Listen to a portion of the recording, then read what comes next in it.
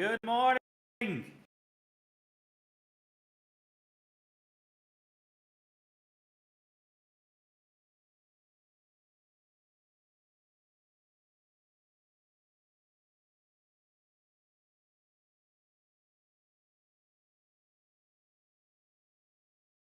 The city of Neverwinter, population 30,000, a metropolitan coastal town in the Sword Coast region, a classic staple of Forgotten Realms lore.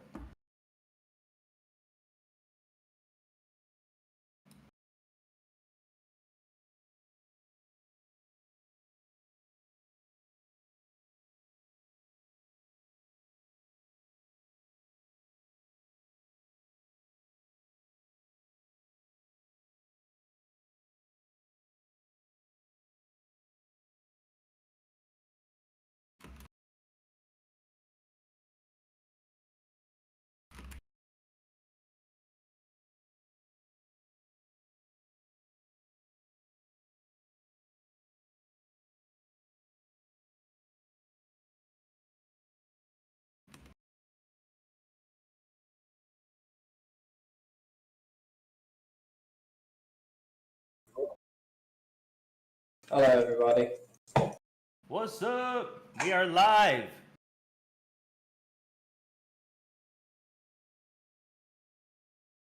Headset.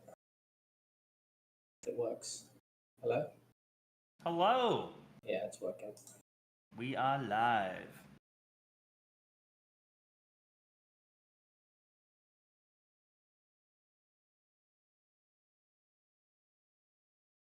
I figured out how to get my cat to sit in my lap. She's got this blanket she loves, so I put the blanket in my lap, and then she's here consistently, which is, life goals. Hashtag life goals. Only problem is, my cat is very affectionate. She likes to lick or whatever. So constantly in the same spot on my forearm, whenever I'm using my keyboard now, just the same spot, sandpaper, sandpaper, sandpaper, sandpaper, at that rate, just sandpaper, for 20 minutes. Like, can you at least shift to the left an inch or two so I can not be so irritated right now? You are adorable. What are you doing? Like, why that one spot? I don't understand. Did I spill some chicken juice on that? I don't get it. She's just trying to get to the blood, mate. It's working!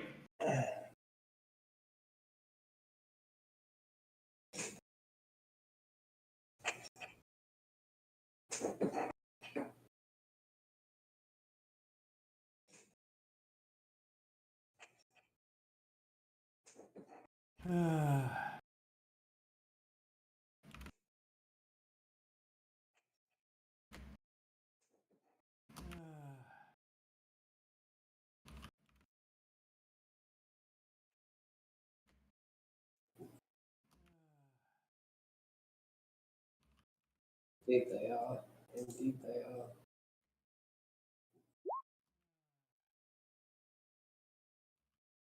Indeed they are. Indeed they are.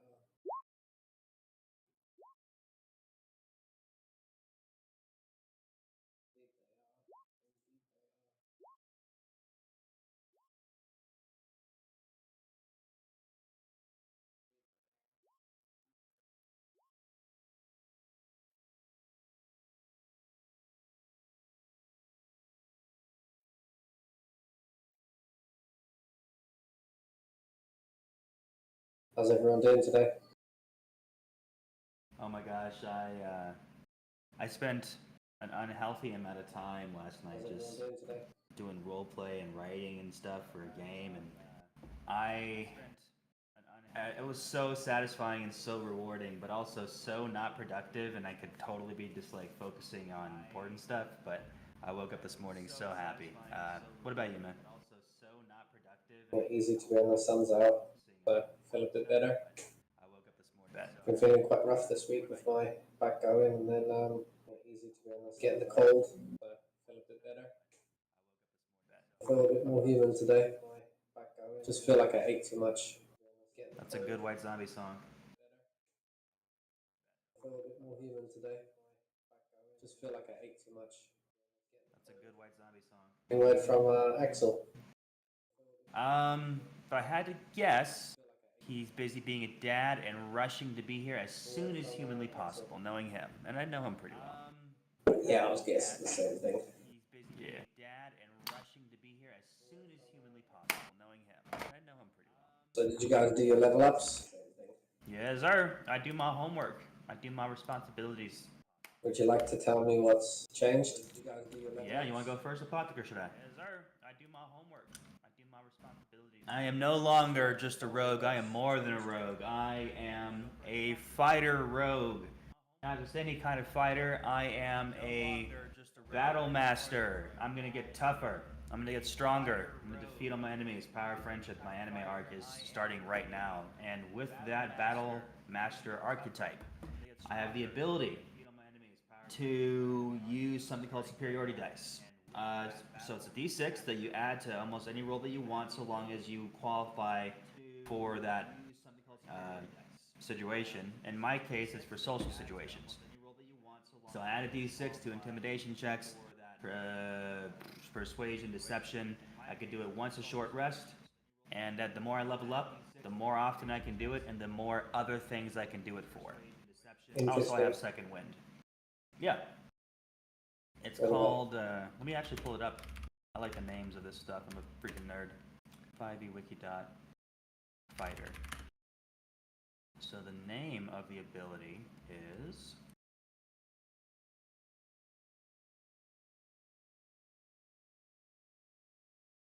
There we go.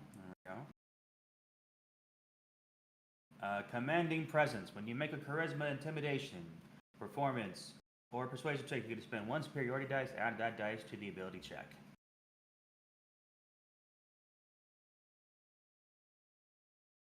Enough. Might come in handy today.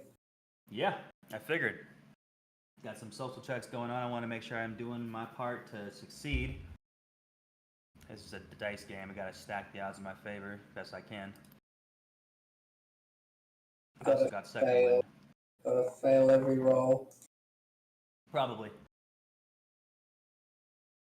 Yeah. Yeah, we'll see. If we don't get Axel C's Druid to cast guidance on me, definitely. When I was doing my test rolls, oh yes, definitely. When I was doing my test rolls, I was rolling an average of 25 to 30. Speak of the devil. Oh, thank God. I was starting to worry about my charisma rolls. But Guidance is here. Guidance is here. Hi, Guidance. How you doing? I'm doing great, guys. I feel a lot like guiding people today. Ooh, I'm excited. Guide me. Just kind of catching up on what we did for our level ups. Hopefully I filled out my sheet correctly. You, Apothec, what strange contraption have you brought onto the giant? Here we go.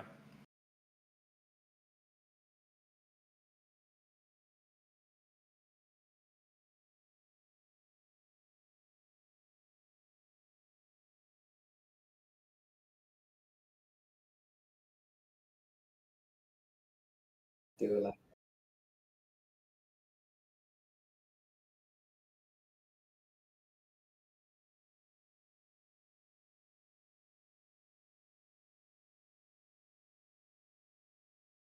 I might not be coming through a Pathok according to Chips. Sound might not be going through to the stream. Make sure your mic isn't muted.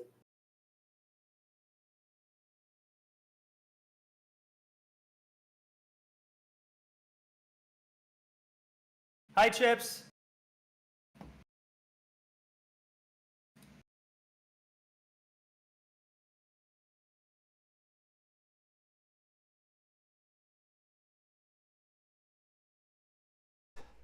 There we go.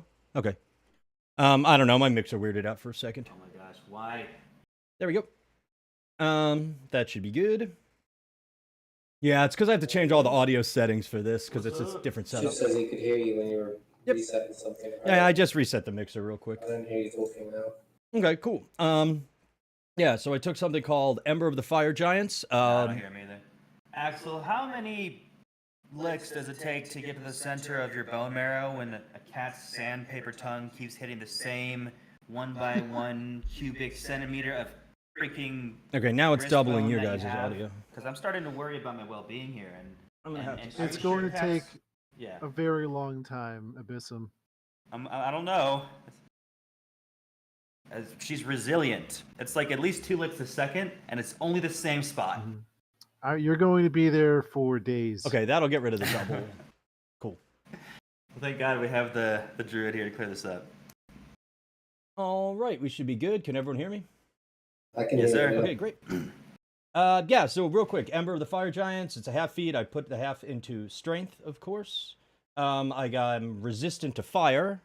Now I'm resistant to fire and cold. The cold is just a Goliath trait. And the last part is, I actually have to look it up because it's like long. Searing Ignition. This is going to be really cool at level 5 when I get 2 attacks. When you take the attack action on your turn, you can replace a single attack with a burst of flame. Each creature of your choice in a 15-foot radius sphere centered on you must make a dex saving throw. The DC equals 8 plus PB plus strength. On a failed save, the creature takes fire damage equal to 1d8 plus your proficiency bonus, so not a lot of damage. And it has the blinded condition until the start of your next turn, so it's an AoE blind. Ooh. Yeah. That could have been a lot worse. That's not the overpowered. What's your proficiency? Would that be proficiency in fire or? Sorry, No, just standard PB, so 2 right now. Okay. 3 next level. On a successful save, the creature takes half as much damage only. You can only use it equal to your proficiency bonus, no more than once per turn, and you regain all expended uses after a long rest. So it's not OP, but fighters don't really get any AoE, so it's nice to have kind of a 30-foot, 15-foot radius, 30-foot diameter AoE. And it's a sphere. And it doesn't affect friendlies. So there's no... That's a nice touch. Mm-hmm. Yeah, and I mean, even just resistance to fire damage is cool, too. And, of course, my strength is 18 now, so that's also cool. Nice. Yeah. So you got +3 or +4 on your strength now? It's 4 now. Yep. +4. Yep. Fair enough. So how about you, Galarai? What did you choose to do?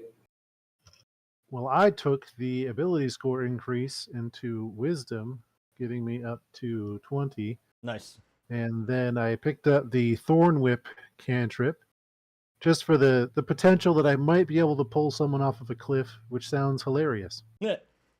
And the flavor. Our good RP. Yeah, and good flavor, all the plant stuff. But more importantly, I might be able to pull someone off a cliff.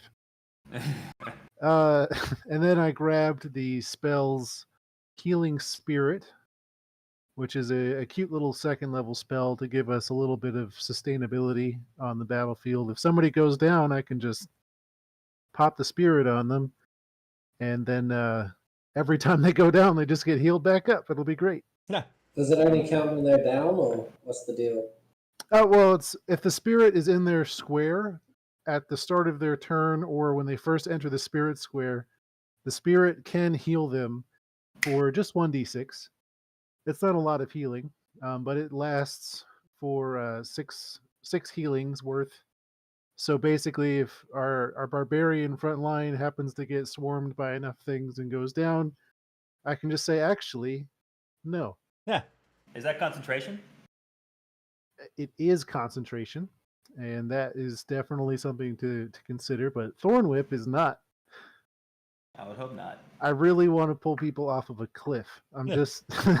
Well, with that in mind, how about we make a pact, the Fellowship of the Cliff. Wherever we camp, we'll be next to a... Yes, wherever we camp, we will camp next to a cliff, if we can. Excellent. Like, hey, Mr. Dungeon Master, we're getting kind of tired. Any cliffs nearby? Yeah, we'll try to sell that. Well, if you All start right, I doing like acrobatics up and down cliffs again, it might come useful.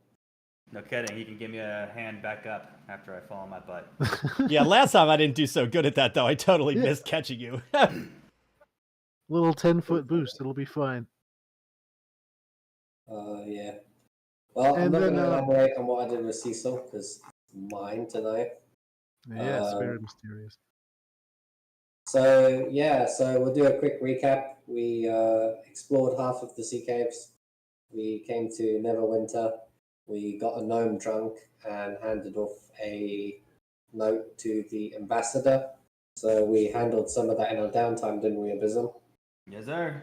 And is there anything anyone else wants to do in the short term with since we're still in Neverwinter? Well, I guess we just Grush is kind of passed out, right? Like always. Well, yeah, it can be the next day, so Oh, okay. he's definitely woken up. Right.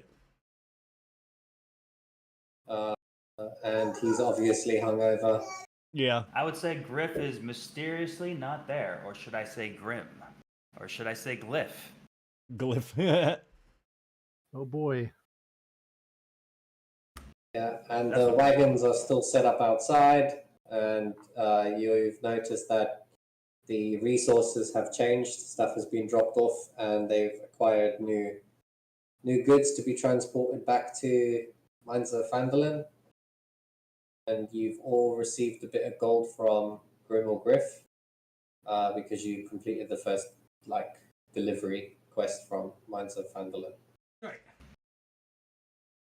Yes, Grim or Griff or Glyph mysteriously shows up, just like he was mysteriously gone, and hands Apothic 100 gold coins. And I'm Thanks. also gonna hand you another. He's gonna add to that and say, listen, when we get back to town, I'm gonna give you a little extra too. I just gotta finish this delivery first. You need me to go with you? Yeah, sure. I was talking about Phandalin, but Oh. I do have another errand to run before we leave town, and it might get a little hairy. So maybe you can help us out in case it does. Sounds good. Grush is useless problem. right now anyway, so I'm not even gonna bother with him. He is pretty useless. I need to go find Cecil. Have you seen him? He's still in the tavern with Galerai. They're sharing the room with the female Albert. Oh, I guess I know where he is after all. Never mind. I'm gonna step out the room. Yep. Knock, knock, knock. So you're coming up to us. Well, Cecil's fast asleep. Would you like to do something, Galerai? Yeah. As an elf, I do not need to sleep, and I notice that we're on the commodes here. Yeah. GM. Oh, because These are toilets. we're on the second floor. That's right. Yeah. Yeah, I just That's I good just though. cheated the map because. What are you doing to my owlbear? Oh no. That poor All right, Albert. anyway. What am I going to do? I'm going to answer the door. Quietly and calmly. I'm aware that it's Griff because I probably recognize the way he walks. True. So I just open the door. Good Yo, morning. is Cecil in here? In the corner. He is, and he snores quite loudly. I'm I'm very gonna- grateful that I do not need to sleep. You and me both. You and me both. But who can sleep at a time like this? It's the big city. How often do we get a chance to be here? I guess that's not really your thing, though, being a druid. Is that right? That would be correct. Well, when he does wake up, could you hand him this? And Grim's gonna hand him a big pouch of gold. It's a lot of coins in there. Probably around 100 from what you can feel. I will do that. Cool. You know, I have no interest in taking such things for myself. That's why we're friends.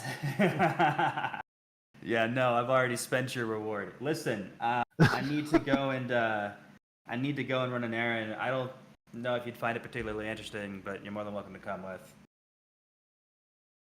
There's very little else for me to do here. Okay.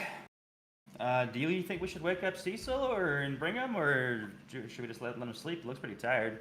Peek my head in through the door, try to get an eye on Cecil here. Curled up in the corner with his loot beside him, snoring away. How long has he been asleep like that for? Longer than he should be. All right. So I guess it's time to wake him up if he's been. All right.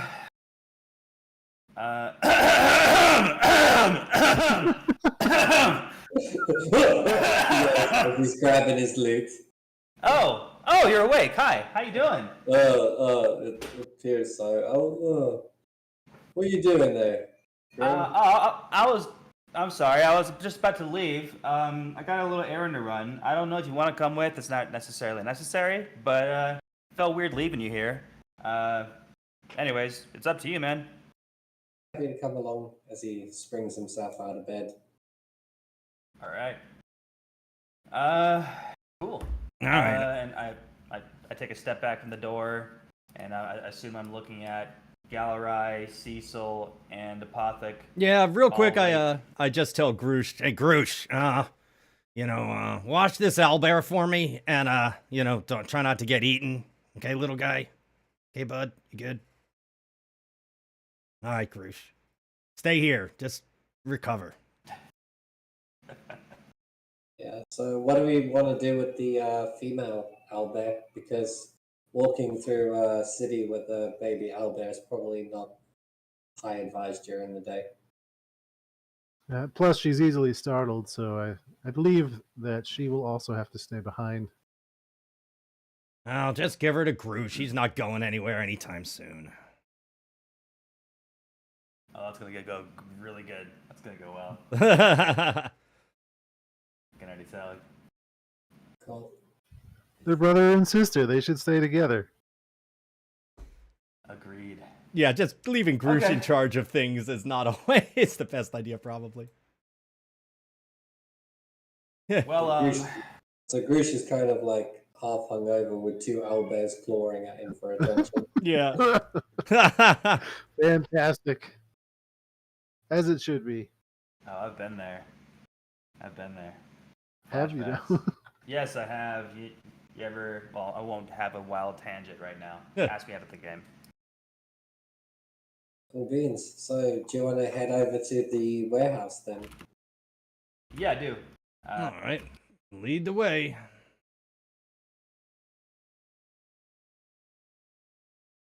Okay. On the way there, I'm going to explain. Listen, these people, they're friends of mine, family even. But I haven't seen them in a while, and who knows? A lot can happen in a year. So things should go well. But in case they don't, I need two things. Number one, come in hot and heavy. If you hear the signal, just whatever that means to you, do that. Make an impression. Grand entrance would not go amiss. And number two, maybe some background music and some guidance would be great right now Yeah. for this to go as well as it could. As that's happening, Bard starts strumming away, giving everyone bardic inspiration. Love it. Okay. Wish me luck. Oh, and I Remember, guess you I would only explain. have a minute. Oh, yeah, that's right. I gotta hurry up. I should probably also mention as we're traveling down the road that I took care of the wagon and all of our other stuff is handled. So this is it. We do this, we're done. All right, Mabasiko, you want to handle this from here? Lay it on me. All right, is the screen just black for everyone else? Sorry, I just wanted. Yes. Yes. Okay. Yeah, I know why. Give me a second. Yep. I just wanted to double check. It wasn't just me. Oh, it's because they're way up top left. Oh no, now it's here. Now I see it. Okay. Yeah, Yeah, he- no, I he had just opened it everything up. hidden by mistake. Yeah. Oh, I see it now. Okay. Okay. So what would you like to do when you enter the doors to the... A complete Warehouse. stranger, prim and proper, does not look like he belongs in this decrepit neighborhood. His hair is nice and brushed and even slicked and gelled a bit. He's got a somewhat nice leathers on, and it doesn't really fit the vibe of the slums that this warehouse is situated in. And as he enters the door, he's gonna pull a little bit of a Mr. Kimber from Peaky Blinders. Is there any man here named Tommy? As that rings forward, a familiar face to you comes out from behind the workstation with all the tools. As Charlie steps forward and he says, "There may be a Tommy here. Who's asking?" I'm gonna flash him my thieves' can't. Hand gestures reminiscent of sign language known among the criminal community to really pass by messages and confirm allegiances. And I will show the sign of the Blackguard beggars, aka the Flying Daggers. Oh, that's a familiar signal. Follow me. I'll take you in to see Tommy. As he Hell yeah. starts leading you down the hallway. You good? It's good to see you again, Charlie. I'm good right now. All right. So just to be clear, this where we're walking here is a step up, and Yep. all of this above here is a higher level than what's down here. Step up right there. This is high. Oh, like a cliff almost. Yeah. Yeah, it's like a 10-foot, I'd say about 5-10 foot of like, it's like a higher platform. It's like an extra story that overlooks everything in the warehouse, if that makes sense. I'll take Like it. Okay, like a 30-foot sheer drop. That's what I heard. Perfect. Yeah. All right. No. Yeah. It's good to see you again, Charlie. And that should confuse him. I haven't seen this guy, and he doesn't recognize me. He certainly doesn't recognize you. No. As you're walking around the corner, you see Golden Alfie. They're kind of keeping their cloaks over something as if they're trying to mend and repair something on the corner, which they don't want you to see. As I enter, my face is warm and familiar, reminiscent even. Maybe that might throw people off because who the heck is this guy in this warehouse? But he presents himself as though he is very at home and he's happy to see people again. I don't see Tom in here. Where's Tommy? He's in the main office, says Alfie. And as he looks at Charlie and he's, why are you bringing in beggars and vagabonds into our way of working? You know how things are. As Charlie says, he has the insignia. I have to take him to Charlie. To Tommy, sorry. Okay. As you do, you can see that they're cooking bread, wink wink, on the corner. Ah, some bread. Look at that. So the bread, it probably smells like not bread, like almost like a illegal distillery or something, if I had to guess. It definitely doesn't smell like bread. Definitely doesn't smell like bread. Fair enough. As you keep walking down, a familiar face steps forward and basically stops Charlie. It's because he doesn't want you guys moving in any further. Gotcha. And basically, Charlie repeats himself again, saying that you've got the insignia. And Mike ushers forth as if he wants to double check it from you. So as I show him the ring finger, I also flash the gang sign. Kind of like nods in approval. And he's also going to do a perception check to see if he can see past your disguise. Oh, please. Just give me a second. I think I wrote it down somewhere, but it's not here anymore. I believe it was 20-something, like 27 or something. I don't want to make that up. It was pretty it's high. just not letting me click his perception for some reason. I'm just going to roll wisdom for now then. Yeah, he doesn't recognize you. It's good to see you again, Mike.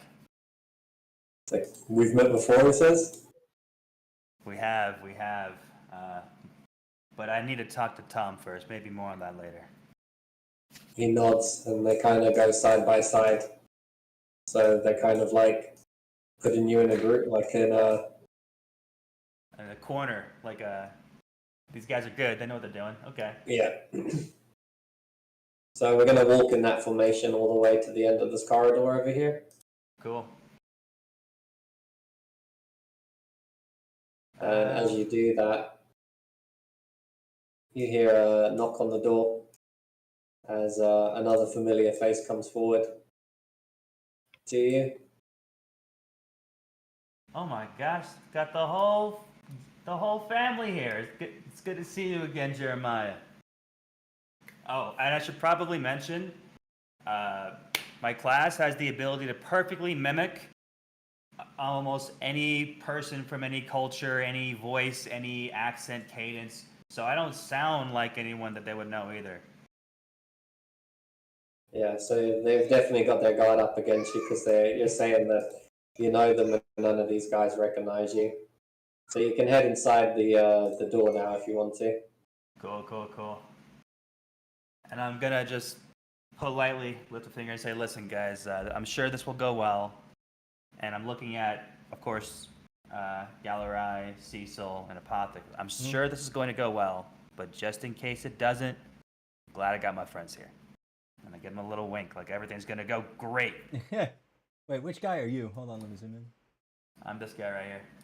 Oh, okay, you're still back there. Guy, I forgot because you changed it because of your disguise. I know, right? Yeah. All right.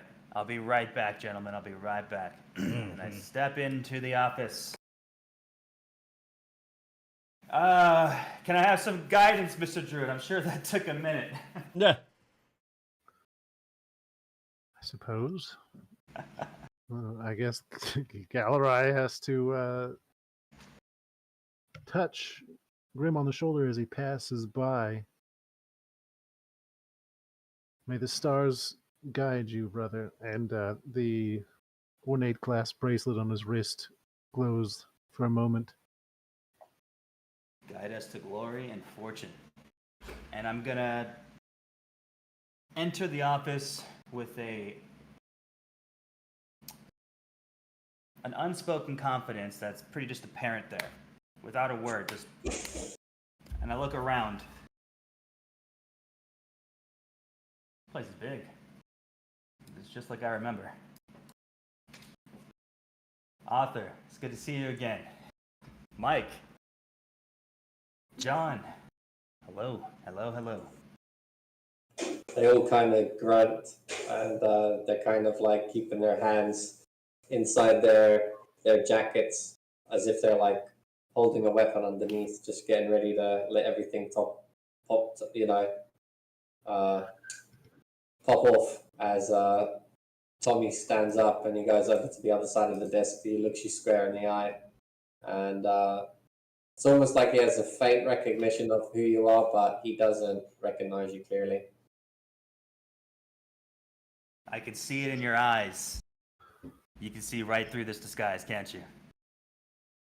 He kind of looks at you and he's like, he's not too sure, but yeah, he's not too sure about you at the moment, and he doesn't really want to mutter too much of the first word. It's been a long time for both of us. A lot can Has it? happen in a year. Yeah, it has. A lot can happen in a year, and I'm sure a lot has happened. I'm just glad the family's okay. Thanks for taking care of them, and thanks for keeping them together. Well, how would you know about the family? So I want to tell him that I'm Griff, but I want to do it in a subtle way. I'm going to use a hand gesture and try to communicate a sign or a symbol that might help him understand that he's right about his suspicions, that this is in fact a disguise. Okay. And I'm going to go on to say, again, it looks like people are doing well here, so thank you. Thank you for keeping them together. Okay. He's still a bit like bewildered with why you're being so. You don't recognize me? It's like, no, I don't. It's been a long day. A lot of drama's happening. All right, I'm gonna have to wipe off all this freaking stuff, and I start just cleaning up my face, messing up my hair. Now I still got a clean-shaven appearance, but maybe after I make a small effort to undon my disguise, it'll sink in. It begins to sink in as he pulls out a dagger, slams it down on the desk. He's like, Grim, where have you been all this time? I've been on the road, the last year on the road, and there's a whole world out there. I had to escape from Neverwinter when I busted out of prison for that breaking and entry and that armed robbery, and I've been living on the road and traveling ever since then. And let me tell you, there's a whole world out there, way beyond these piss-soaked streaks. It's a world ripe for the taking, and that's actually what I want to talk to you about because I know where to start. He says, "Go ahead then," as he kind of ushers you to sit on the back chair with him rather than talk over the desk. Okay. Well, let me just start by saying I didn't escape from prison and fight the last year on the road just to end up back here at these same grimy streets and small-time hustles. No, I'm on to better things, and I want to take the family with me. And I'm going to pull out a piece of paper at the end of my sentence. It's the same map that I drew before. Are you familiar with a town called Fanlin? And I point at the town. I've heard some rumors and things about this town in the past. And some of our supply gets shipped off there, but I haven't personally been there, he says. Well, pretty soon, I'm going to make a play for mayor there. Under a new radical political party, backed by key members of the town citizenry, the ambassador of Neverwinter, and you. He Along with leans the rest back of and our laughs, and he goes, "You, mayor?" What was so funny? I don't understand. It's alarming. You run away a prisoner, and now you come back telling me that you're going to be a mayor. Well, that's actually pretty fair. But think about it, being on the road long enough, I realize there's a whole world out there, and there's opportunities out there, more money than we've ever had or could make. Once you really get out there, you'll see, and I want to show you myself. Anyways, I've been entrusted to restore the town to sure footing, and make no mistake, it has suffered from negligence and a rival gang. Nothing we can't handle. And when I come back there in 3 days' time at the head of our gang, in number, my plans will rapidly accelerate, and in time we will comfortably collect a tax from a hilltop mansion, from a seat of legitimacy. No longer shaking people down for extortion money or pickpocketing, but collecting tribute. It's like passive money to me, but you've been the head of the gang? I've been leading the gang since you've been gone, he says. And I'm glad you have. Someone had to keep them together. But maybe it's time we considered returning things to the natural order. With the amount of money involved, a little restructuring is only worth considering, especially since this is my plan. What do you think? He says he's a bit like taken aback. It's kind of like someone's coming in and challenging his right to the throne, if that makes sense. Well, listen. Before you make up your mind, let me show you something, and I'm going to pull out this letter. I told you I had some dealings with the ambassador of Neverwinter, and I slide the letter across the table, and I show him the ring, and then I even show him a huge bag of money. The same money I'm supposed to give to the three brothers, the same money I can't spend. I plot that on the table, and I say, listen, we don't have to worry about back alley streets and nonsense anymore. There's new money at play here. There's new people involved now. This is a chance for everyone to have a better life. And here's your evidence to help you come to that conclusion for yourself. Join me. Don't let the world pass you by. There's a whole world out there. Do you want to give me some persuasion checks then? Yeah, sure. I think that's probably been more than a minute, so I doubt I get guidance. It's your call. 1D. Say it's been about a minute or two. I'll let it hold. Thank you. All right, I'm gonna AFK real quick, guys. I'll be right back if that's cool. All right. While you does the rolls. Yep. 1d6 from I should have had this plugged into my character sheet ahead of time. Apologies. All right, so 1d4 plus. What do we got? Charisma's 12, so 1d4 plus 2 plus. That's the persuasion check. And you said you would give me guidance? Can you do one with guidance and one without guidance? Yeah, sounds good. Alright. Plus 1d6. Plus 1. And the Bardic Inspiration is a d6. Yeah. Alright. And I can add that after I see the numerical result, but before I hear the narrative results. I'm gonna hold off on that for now.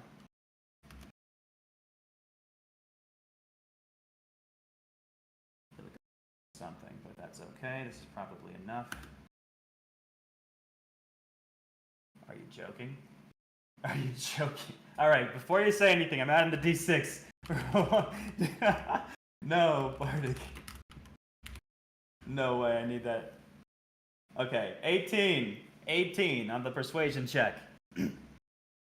So with that, it doesn't quite seem to be enough. As he reaches under the table, and the gold that you've put in front of him, he kind of like almost doubles or triples as a loud clang hits the table in front of you. He says, "We haven't been idle since you're away, and times aren't looking as down as you may think. As we're selling bread to multiple places all across Neverwinter as well as conjoining cities. What makes you think that you're strong enough to lead our group now?" he says. I didn't spend the last year fighting on the road. I didn't escape from prison just to... Oh, got a phone call here. I didn't go through all this and learn nothing. And I want you to think about our time together back... Oh my gosh. I want you to think about our time together back when we were partners in this gang. I don't think there's any reason to doubt what I have to say. And if you just take a look outside, you'll realize we're in the shittiest part of town. This is the slums. This is the... You couldn't be worse off. I'm glad you're making some money, but maybe it's time you got out the neighborhood and got some fresh air. I'm offering you that chance. And listen, if you really want to turn that down, that's fine. That's on you. But I'd like to talk to the gang before I go and just explain to them where I've been this whole time and wish them well.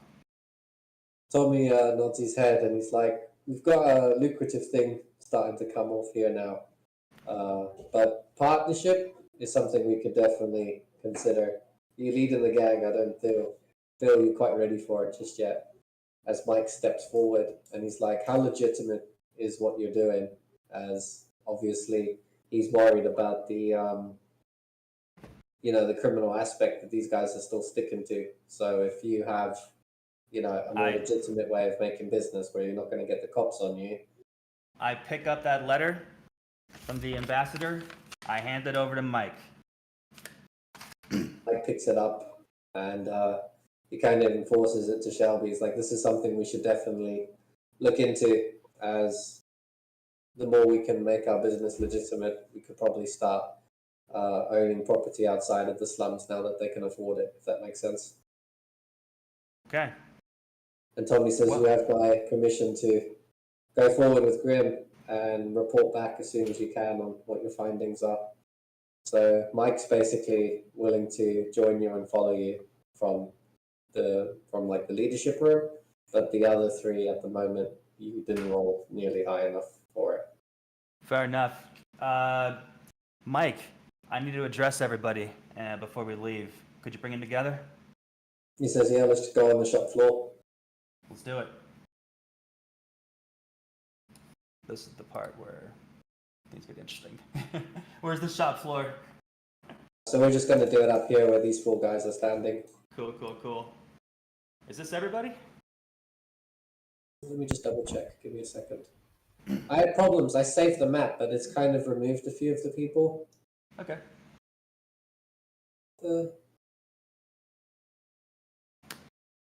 You got kills already. It's all good. With everybody gathered in attendance, I have some words to share, some things to say. Okay. You don't know me, but you once did. When I was a cutthroat among you guys. But now I've returned. And I offer you a chance to be free of this place, this chasm of squalor, these petty crimes, these back alley scraps. I'm on to bigger things, and you can be too. I'm Griff. And you were a strong gang once, proper gang, feared as we should have been, and growing stronger. Before Tommy in there took over and lowered the stakes. because of his limitations. And I'm saying it nice and loud. They're standing over the edge listening to this. Huh. How high up are they? Because About another 5 foot, Galarai. About I mean, another that's a 5 pretty- foot. Hmm. he took You sure over you don't wanna and go to lowered a the higher- stakes. Oh yeah, we should. No. Okay. The end of my speech is it's like this. Before he took over, before he made you all lower the stakes because it suits his limitations, because it suits his weakness. There's a place not far from here where strong men live lives of pleasure, not squalor, where you can rule not only with fear, but with respect and legitimacy. Follow me, not this clown, and I will show you how life can be. Persuasion check and do it. You said 6 do what? times. Can you repeat that? Can you do me another 6 persuasion checks? 6 persuasion checks. Okay, Oh. hold up. Nice. Oh gosh. Okay, 1d20 plus. I already used. Wait a minute. Since I'm standing next to him before you roll, I'm just gonna kind of as loud as possible without yelling, just grr, and just stand right behind him menacingly. Oh, thank you for advantage. Help Okay. action to give advantage. Yeah. And when you give out that large gird, you also want to give me 3 intimidation checks. Me? Sure. My intimidation's actually really bad because I can't use strength for it, which is dumb. But that's okay. Let's give it a try anyway. Intimidation. That's not going to do any good. That's terrible. So that's a 4 or a 3. That's a 15. And that's a 2 and a 1. He chokes while Wow. growling. He's like, Oh gosh. I don't know. So I think this is Something in my throat. I don't know. this was. How does a Pathog mess up Okay. a growl? Oh no. Okay. Still had some chicken bones left in your mouth. Yeah. There we go. 23. No, that's good. Okay. Oh, 6 of them. Right. 6 of them, yeah. 2, Oh, 3, 4, 5. I'm just rolling high. Yeah. Okay. These are great. And a 20. I don't think you rolled Yo. under an 18, right? No, I didn't. Cool. So can you give me another... Is that a 9? Oh, wait, 1 second. Give me another 3 more persuasion checks. Got it. All right.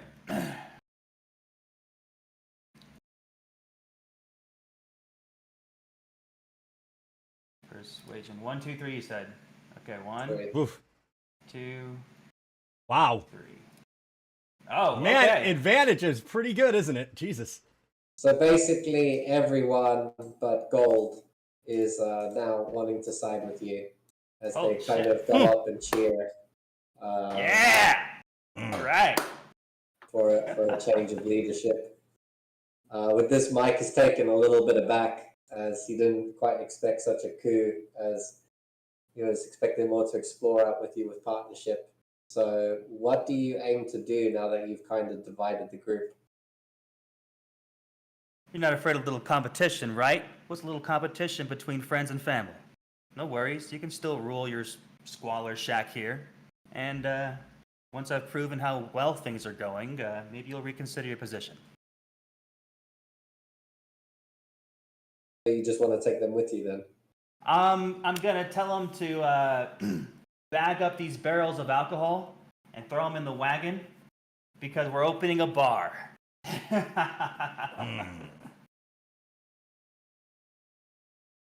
Okay. Let me think for a second. I think with Yeah. that, can you give me a... what's the best check for a dodge? A dodge. Ooh, that would just probably be armor class. Yeah, it's just unless you like this is a narrative thing, in which case maybe acrobatics. Yeah, I was thinking acrobatics personally. Okay.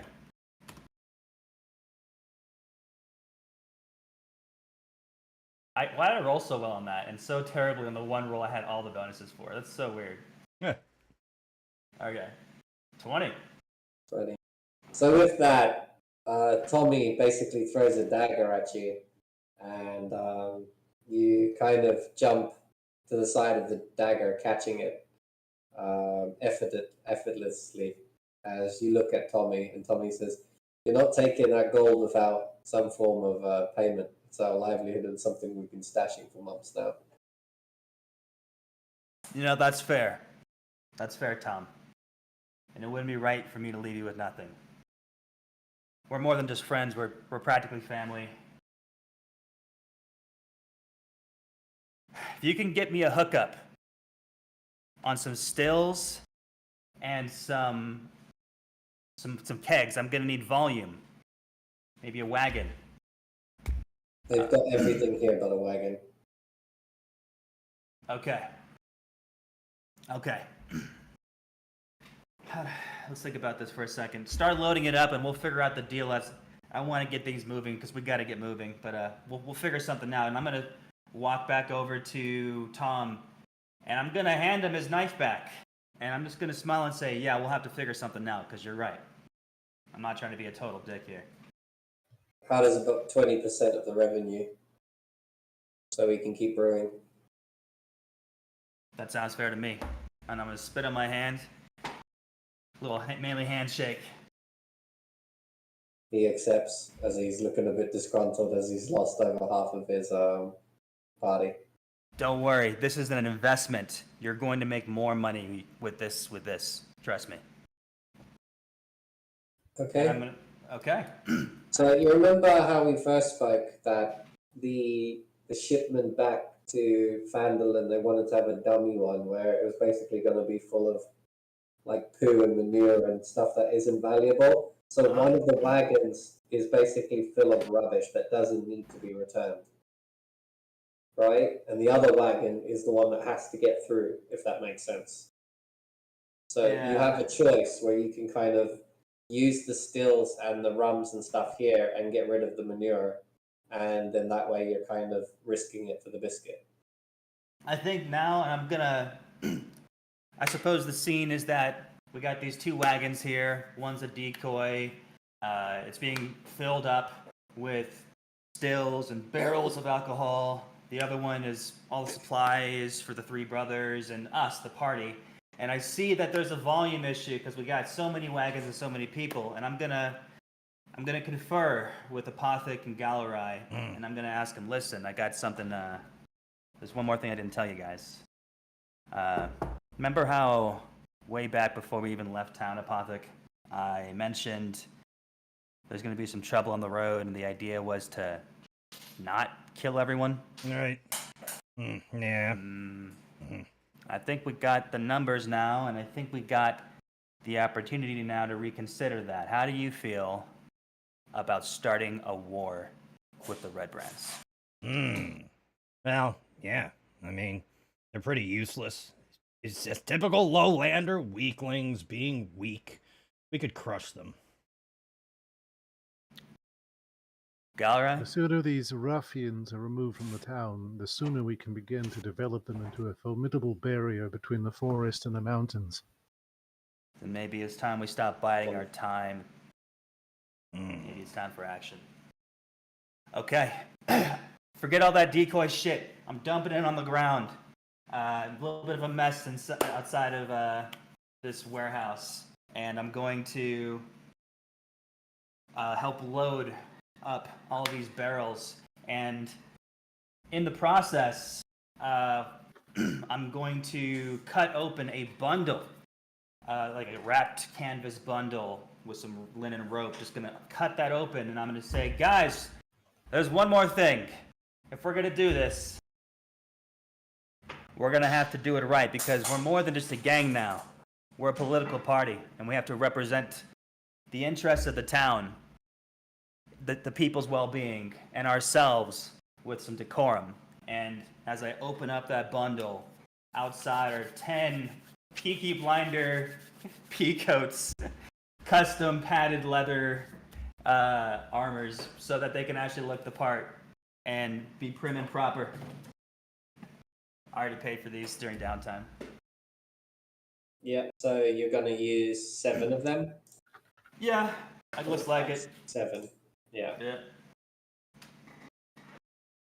That could have gone worse. No, it definitely could have. Why'd I roll so well? Why is this not fit so quite? It's a little snug in the Oh, shoulders. Ugh. It'll gosh. be okay. It'll be No, I fine. didn't It's a make- little tight, but it's not too bad. If you try and put Rip it off- on, it's just going to rip off all the sleeves of possible. maybe that's a good thing. Sleeveless trench coat vibes. Yeah, Maybe yeah, a that's good kind of thing. yeah. I don't need this anyway.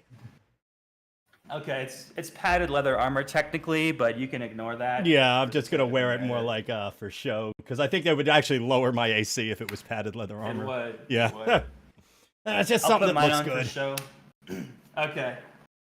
Well, I don't want to waste any more time with this little side thing, but I do want the narrative to conclude properly. Is there anything I'm missing, Mr. Dungeon Master, or are we solid? No, if you're happy with everything that you got from that, I wasn't exactly sure what you wanted, so I just kind of made it play. So can you also do me a favor and roll a d10 for me? D10. No context. I know the context. 1d10. 8. Okay. I like high numbers. Makes me feel good. Okay, Yeah.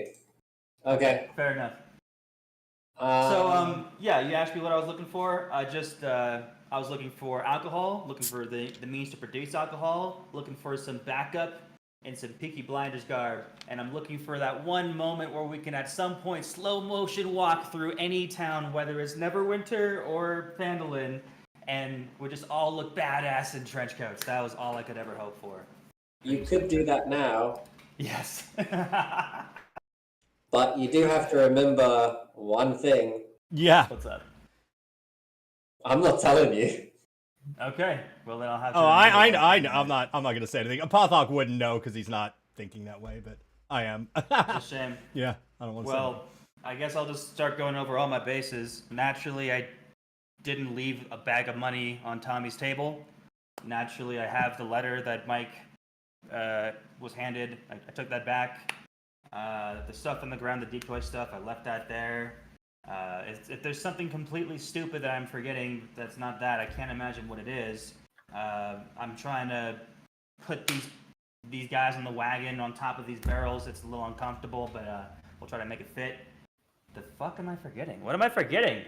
I don't know. I feel like something embarrassing is about to happen, and I don't want to be embarrassed. Yeah. Yeah, exactly. Oh. Yeah. Oh, okay. Okay. He's Okay. always thinking about monetary gain, isn't he? Yeah. I was like, I thought Apothok wouldn't notice in character, so I wasn't gonna say anything because he This wouldn't fucking realize. disguise. You took it Okay. off, yeah. Yeah, okay. Oh, man. That's going to be like a good 5-10 minutes to don that again, so I'm just going to hop in the back of the wagon and, like, sit. Well, it's going to take them 5 minutes to load the 6 kegs of rum, 1 distillery, Fair enough. and a few bits and bobs. Hey, Mom, you want to say hi to the stream? Yes, hi stream. Yeah, Hello. we're live on Hello. Twitch right now. Woohoo, I Hi, Bison's mom. can't My friends say hi to you. The druid says hi. Okay, I gotta go. I'm sorry, I'm busy. Your stuff is gonna be there. In 10 Thank you minutes. so much. All right, she called me Hey, 6 gang times. leader and a mommy's boy. Yes, gang leader and a mommy's boy. She called me 6 times in the last 10 minutes. I thought maybe it was an emergency.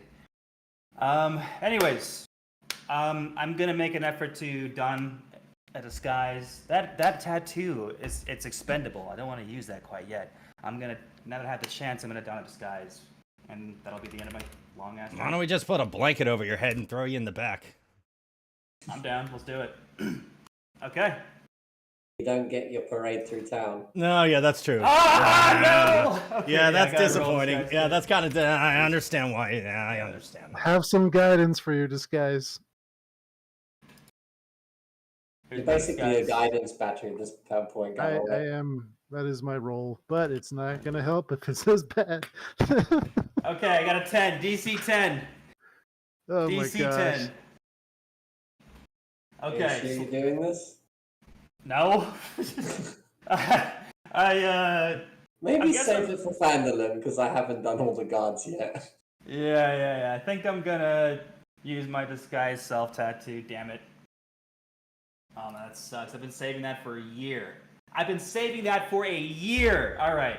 I was gonna use the Yeah. help action and just rub some makeup on his face randomly, some kind of help the you don't dungeon really master- need. If the dungeon master will allow it, then I will re-roll with a. No. Oh, I wouldn't be able to help. I'd be so incompetent. It's Yeah, more funny that's than fair anything enough, else. actually. I I agree. guess Galarai could help. Yeah, he's He probably knows competent. more about what people are supposed to look like.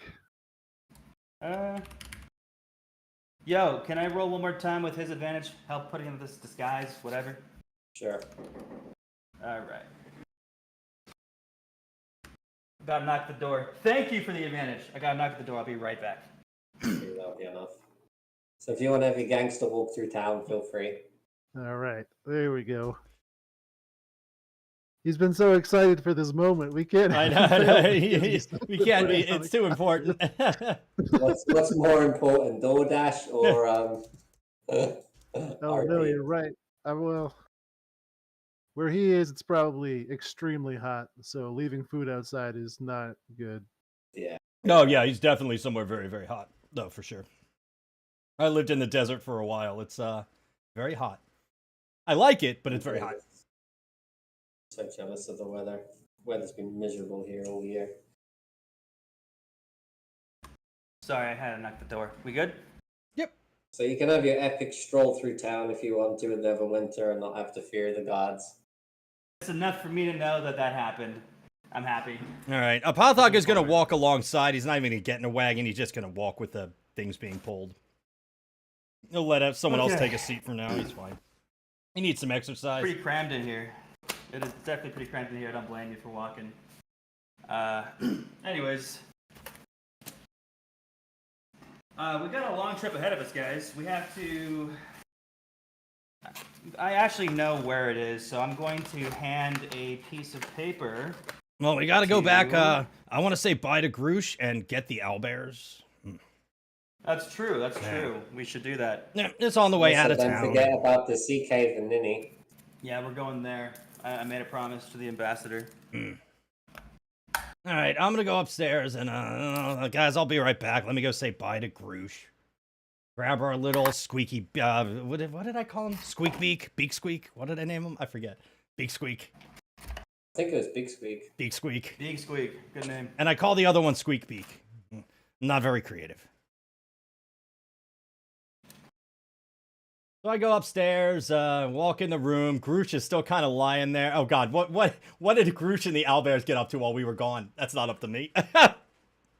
Well, as you enter the door, the owlbears are kind of underneath the bed and they've chewed one of the posts to the point that it's collapsed. Oh, owlbears. Huh, what are you gonna do? Groosh, you awake? Yeah, I'm awake, barely. These owlbears haven't let me have a lick of sleep, he says. Yeah, they're a little squeaky, huh? That's why I call it Squeak Beak and Beak Squeak. Huh.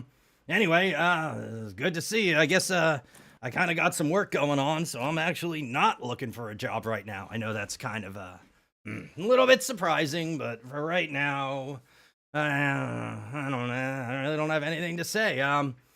Here, let me give you some silver. Get yourself a little, hair of the dog there, Grooshy. Oh, great. At least it's not all bad seeing you. Yeah.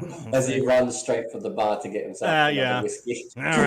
All right, Squeaky Beaks, Beaky Squeaks, let's go. And I just kind of scoop them up, one in each arm. How big are baby Alba? I can carry 2 of them, I'm sure. I'm pretty big. You definitely can. You're huge. Yeah.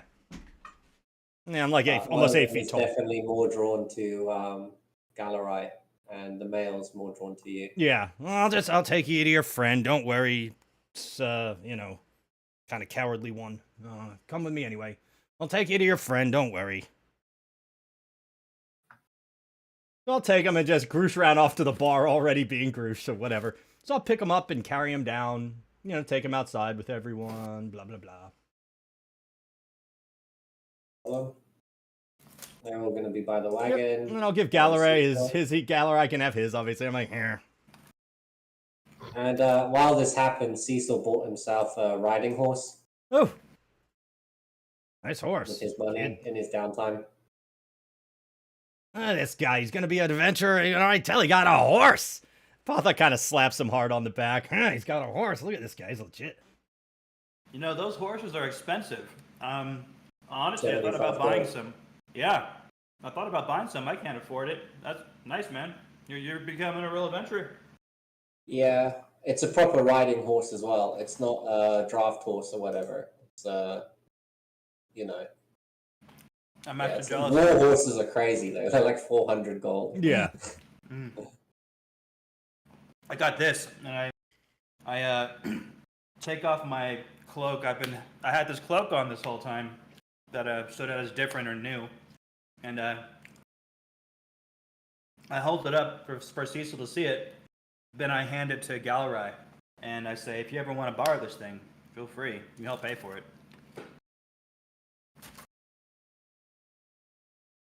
Do you recognize what it is?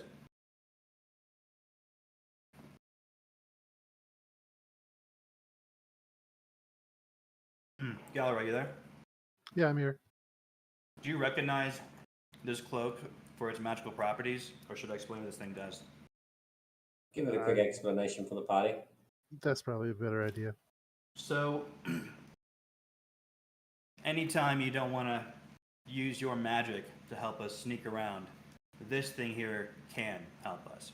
Maybe only one of us, but if you ever want to borrow it, you let me know. It's my first ever magic item. I'm very impressed.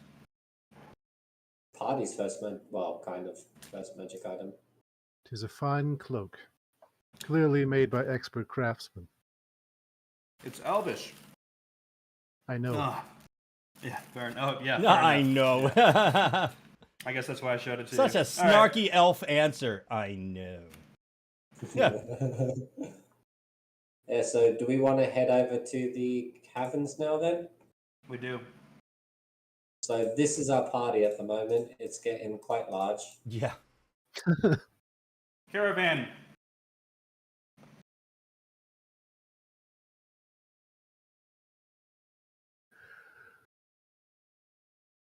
So as we are going down the road and all that, it's like a half a day trip. Is anyone wanting to do anything in particular?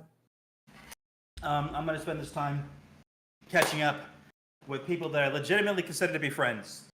These are NPCs. We don't have to RP it out unless you want to. I don't want to waste too much time. But I do miss these guys, and these are my boys. And it's been a long time, so I'm going to bullshit with them on the road the whole way there. And then, since it is getting late, at some point it might be appropriate to set up camp if we see any cliffs. Maybe here along the... when it's appropriate. I don't know if narratively it is yet. Yeah, I mean, a Well, Pathok when is... we arrive, it is possible. Just let me know. As a Pathok walks by, he's like, oh yeah, I gotta go find an old guy. Right. And he makes a mental note when he gets back to town. Find an old guy.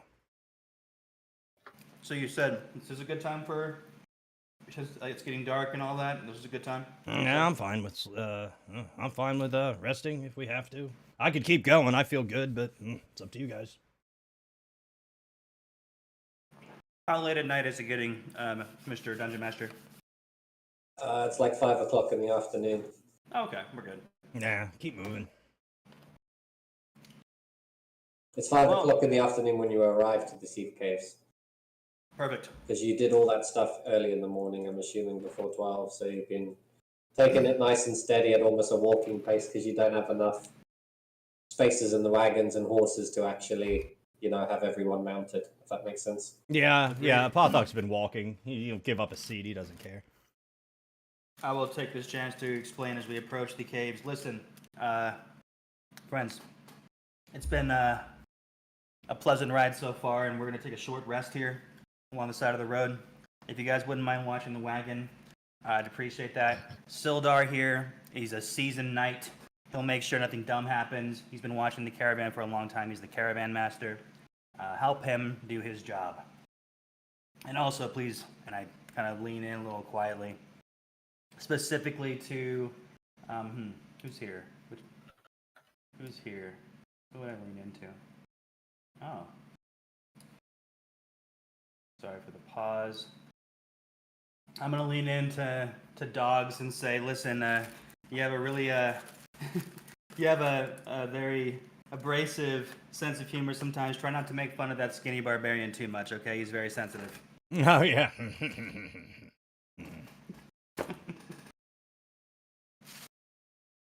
Anyways, we'll be back as soon as we can be. Feel free to crack open one of those barrels if you want to get drunk. As won't that take long. happens, the barbarian leans over and starts giving it a go. Cool. You guys ready to explore cave? No, we're going back in the cave. Yeah, she wanted her. She was looking for the guy. Yeah, in That's town. true. Yeah. But my cowardice prevented me from exploring the rest of this cave further. Okay. And after talking to the ambassador, I realized I need to get over myself if we're gonna really meet the grandest of our ambitions. There might be something in there that I still can steal, I'll be honest. So I'm gonna take one more look and risk the dragon. And dragon seemed nice anyway, so let's give it a try. All right. I'm in. Yeah, so as this happens, a familiar face is in the trees to the north. That goblin is in there. That's the goblin that it was following. As Ninny swoops down with excitement and lands on Galarai's shoulder. As you set Ninny off to follow a goblin to figure out what was happening with all their maps and where they were coming from. So you can safely assume that she's finished her quest. Excellent. I'm going to offer Niniak a treat for the excellent work and caress her the scales at the back of her neck. Well done. She's excited and gobbles it all up like it was just a mouthful.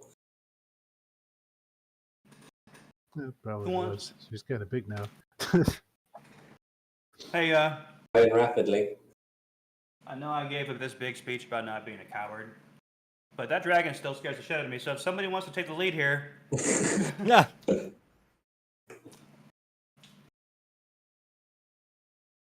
Well, I What mean, you guys gonna we do? do have a druid. I mean, that might be the, the most naturey person here. I mean, the dragon was nice to me, so, and the dragon's fine. It's not like a jerk or something. I don't mind doing it. I'll talk to her again. I mean, whatever. okay, I'll follow you. All right. Well, we got the rope still up, so it's probably the fastest way. way to go. Go over here, and then we go wee, wee, and land down here. Not again. Not again. As you get down there, a familiar color kind of blocked off the path that you once knew. Oh, they put more Ah. purple Oh, up. no. Oh, I hate No. purple. Who keeps adding more Damn. purple? Stupid. He kicked Well- it. That Pothok kicks it a couple times. Stupid purple. Okay, can we roll one? Oh, I'll do that then. You take 5 damage Oh. and you get shot backwards. They added ouch to the purple. Now it's ouch purple. Or it was just purple. This purple's making me Just- angrier. You just spoke about hitting it before, you never actually did it. Oh, So- really? Oh, okay. Ha. True. That's true. Yeah, I guess you're Well, right. Yeah. Stupid purple. There's another way in with the snakes. Do we want to try that? Yeah, if it's not purple. All right. Last time I checked, but All right, given this, let's who knows? take a peek inside. So it's over this way. Out of character, real quick. Did we establish that it was the dragons putting up the barriers? No. No, something. Dragons Someone's did trying. not put them up. No, they're trying to trap the dragons. Oh, so somebody else came back and sealed in another way. Yeah, yeah. Yes. So they're really trying to keep the dragons inside, and the dragon is cool. Did the dragons? They're Did real the nice. dragon tell us who is doing that? Doesn't know. She doesn't know because she was just laying down, incubating her eggs while her husband, which is the vagabond you met in town, so he went out. He normally goes hunting and hunts the sea serpents and stuff, but he hasn't been lately. And he kind of incurred to you that, because obviously the main druid is like very knowledgeable about magic and stuff. So the reason he was in Fanelin was to actually like stop there to then meet up with the main druid and then come see. back here. So, and then he went missing on the way back, and things are basically unknown, if that makes sense. Yeah, that's not good. Alrighty then. Yeah. All right. Well. So, do you guys want to, when you enter this cave, do you guys want to roll for initiative so we can do things in a structured order? Sure. Certainly. Observe my power. Where's the button for that? Here it is. Wow, 2 19s in a row. This is great. Jesus. Oh, and a 22. Dude. Amazing. Wow. Was last. Or just a 5, 20, I 6, mean, yeah. But yeah. Well, no, I rolled a 20, so it's 22. Yeah. Wow. Lead the way, big guy. All right. Well, I forgot last time I did this is another thing I screwed up. I have a hooded lantern and a bullseye lantern with me. So the first thing I'm going to do is put on I think we'll go with the bullseye lantern for now. I clip it to my belt, good to go. So I can see. You're gonna get so you're gonna be able to see in the dark for up to how far?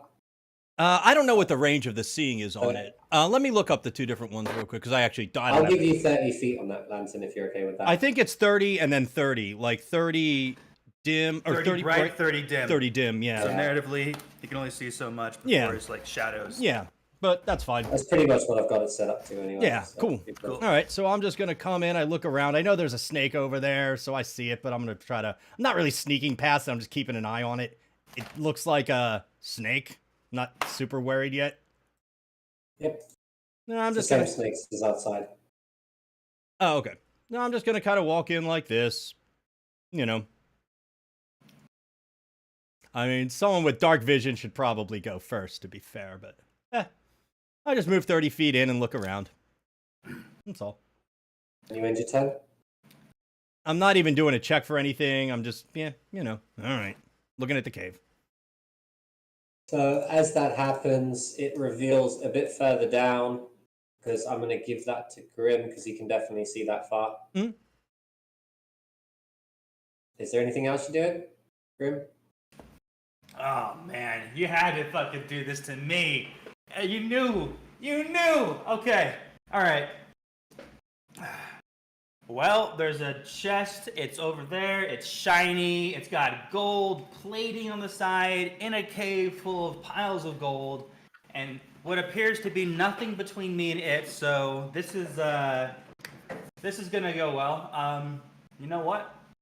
Who do we like in this group the least? Because why don't we send him in first to see what is going to go terribly wrong when someone approaches this chest? I just look behind me, look you at care- Grim, and just go, it's a trap. Yeah.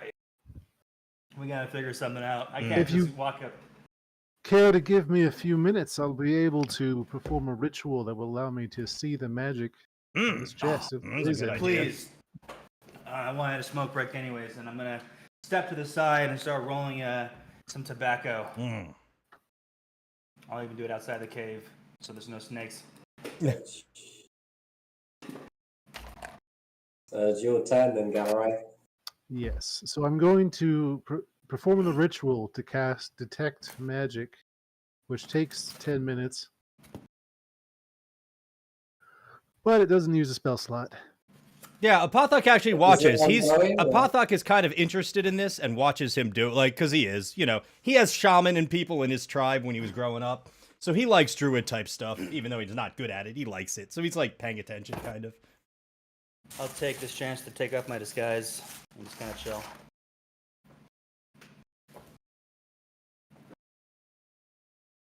Well, Gallery, is it once you've casted it, does it stay on you for a period of time, or what's the deal? It's a concentration spell that can last up to 10 minutes. Okay. And what's the range on it? The range is 30 feet. Okay, well, you're nowhere near it yet. Yep. I cast it out here where it's nice and comfy. Plenty of grass to channel with nature and whatnot. Maybe touch a tree, I don't know. Yeah. And then, but once that's done, then I'll go ahead and make my way carefully into the cave.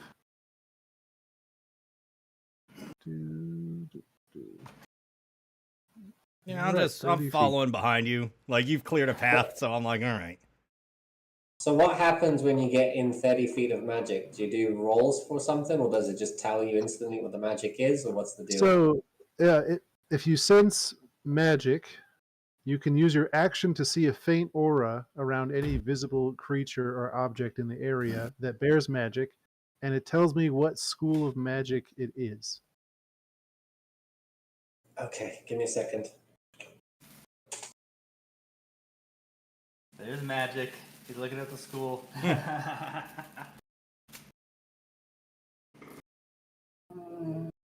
I don't know if this is considered a school, but I'm going to give it to you anyway because you guys have been so thingy about it. So you sense shapes shifting above the chest. Ooh. Hmm. All right, so that's probably transmutation then. Is this a mimic? Well, wouldn't that be cool to fight a mimic? Hmm. Yeah. Well, I'll he be said right a back in a blood second. chest. I don't know.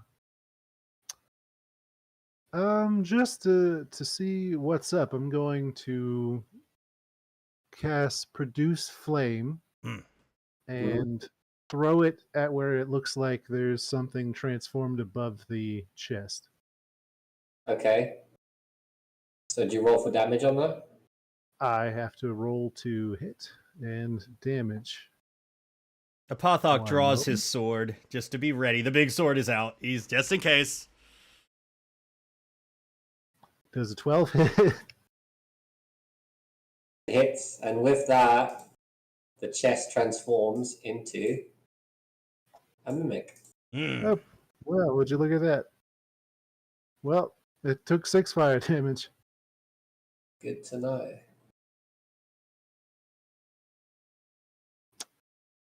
The chest in the dungeon that was not blocked off is actually a mimic. Yeah. Interesting. yeah. Whoever set up these barriers is a fan of cliches. Indeed they are. Indeed they are. Hmm. So is that the end of your turn? I mean, it's been over 10 minutes to get this far. My turn is quite thoroughly expended. Oh yeah, but we weren't really in combat yet, so you know. Now we are. So with Cecil's gonna come over here, dodging the snake, and he's gonna get out his trusty sling. 15 hits. 2 damage. Wow.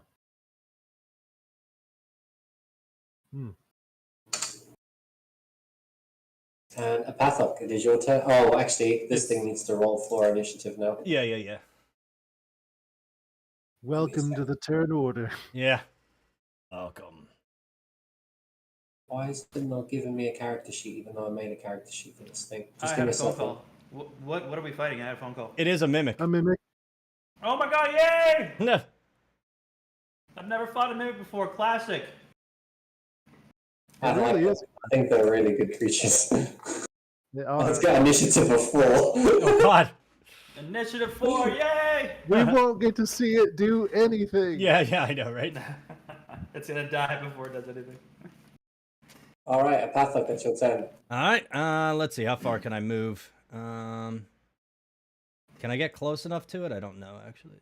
40, not quite. Okay. Let's see. What's the minimum range of a javelin? Because I do have a javelin. I'm not trying to backseat drive, but if you want to move up and ready in action to swing when it hits, you'll do more damage. if you rage and move 30 feet, I'm you'll not gonna have rage 10 against a feet of mimic. I don't think that's worth it. I don't know. It, I mean, okay. don't save your rages. Yeah, that's true. Don't save your rages. That's true. I'm just gonna, yeah. I can rage. I got my big Get in thing. there. All right. So, oh, you know, I will rage. I can still throw a javelin. Doesn't matter. Do you make sound when you rage? Don't have to. Usually I can mumble, oh, it's a Pothok. Of course he does yell. I mean, come on. How could he not? I mean, let's be We honest. woke up the owl bears. We had to Yeah, kill I an know, entire but he's not gonna family. learn. And so Apothok stands there, pulls out the big sword. Well, he already had the big sword out. He's ready to go, and he yells out, "Kavaki Meg Jotun!" And you know, becomes big. You can make me big if you want. And then, oh wait a minute, with my range, I can almost hold up. More bugbears. What is the distance? Oh, so I can get to 30 feet. I can hit it. That's right. It's he's 40 feet away, right? Yeah. Oh yeah, with a rage I can hit him because I have extra range. That's correct. So I'm big. You don't have to make me big if you don't want. It doesn't really matter. But so I'm like just getting other things out. here, and yeah. So even if I'm here, I can hit him. Doesn't matter. He's 10 feet away. So I move 30. I can hit him if he's 40 feet. Cool. Forgot about that. Nice call. All right. So I am going to swing on him with advantage with my very large weapon. Hold on, I gotta find this on my sheet. The text is very small. I have to find a way to make it bigger. Oversized greatsword rage. I'm not gonna use my fire yet. I'm just gonna do a regular oversized greatsword rage. All right.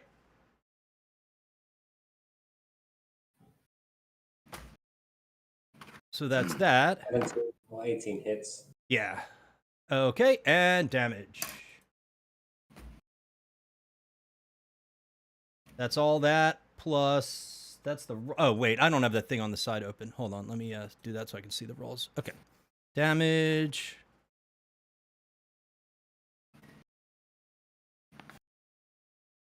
did that show my damage roll or not?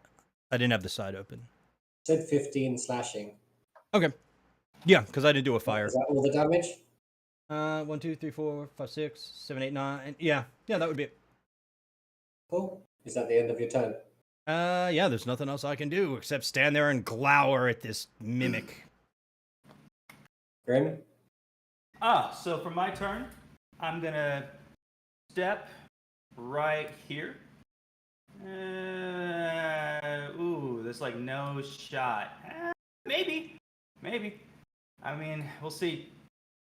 So Grim puts out his roll of tobacco, dramatically walking into the room with his flashy pea coat, pulls a gun, and right past Cecil, right past Galarai, right past Apothec, pulls As the you pull trigger. out the gun, can you give me an acrobatics roll, please? Absolutely.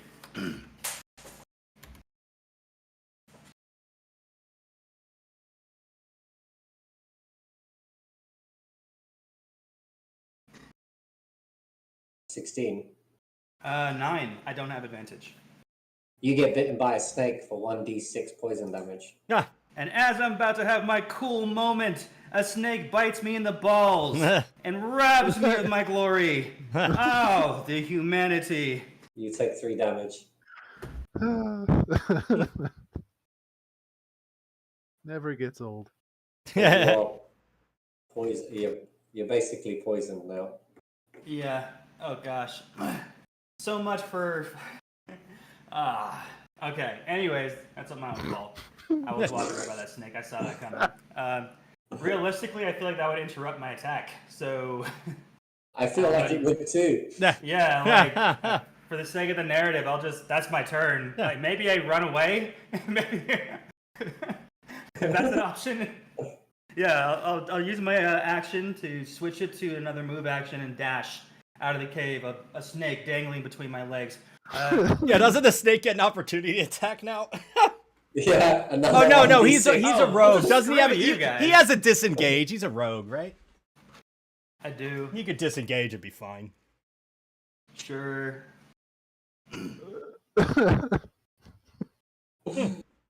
Dude, sometimes you just make life hard for yourself, don't you? Do I? Galarai, you're up, buddy. Yeah. All right. So I'm going to cast Guiding Bolt on ye old mimic. You need line of sight for that. I do. Do you want to take a step to the side or something? Certainly. Does the 16 hit? It does hit. Excellent. There's 15 radiant. radiant Ooh, damage, nice. and then with my bonus action, I'm going to activate my starry form and choosing the Archer constellation. Nice. Pinpoints of light appear across Galarai's body as a starry figure emanating celestial radiance steps beside him and fires an arrow. Silly me, I forgot to set up a macro for this. So, un momento, please. Yeah, Circle of Stars is pretty cool. It is. It's very shiny, and I like that. Yeah, like lore wise, and I mean it's pretty good too, I guess, right? Like just power wise, Sure. but it just seems fun. Seems cool.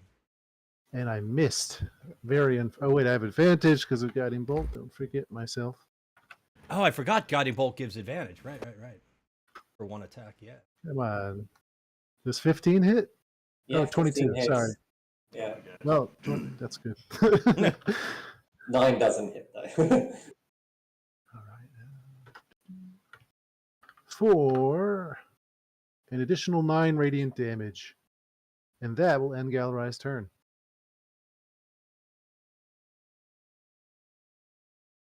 Why is the Mimic's initiative just being deleted? I knew it came after. I'm just going to give it to the Mimic now because Cecil already had his turn to. Yeah, the Mimic was next. It was like, because his Yeah. initiative was like 6 or something. It was really down there, obviously. Yeah. Yeah, it was 4. 4, right? It We're, was something not good. Yeah. All right, Mimic, what do you got? What do you got there, tongue? You gonna lick me? I already made the character sheet for it, but it's not letting me click on it for some reason. Just give me a second. I might Sure. have to bring in another one.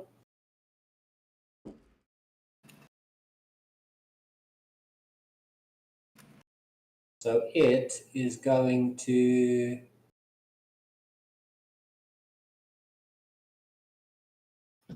I like this one. It's going to try and bite. All right. A Pathok. Oh, 15. It says it 15 will. hits on a 10. But does that against your AC? Does it hit? Yeah, my AC is only 15, so that'll hit. The attack is 15. Is that what it is?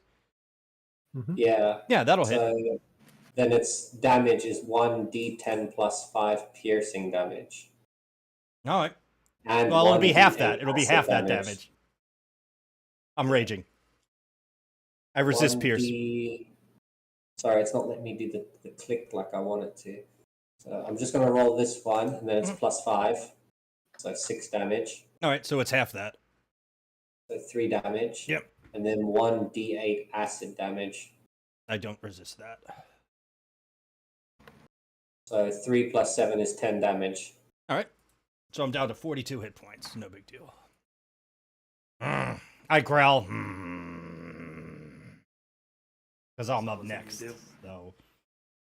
And while this is happening, as the Mimic is latching onto Apathic's arm, Yeah. you hear stomping and growling coming from the caves.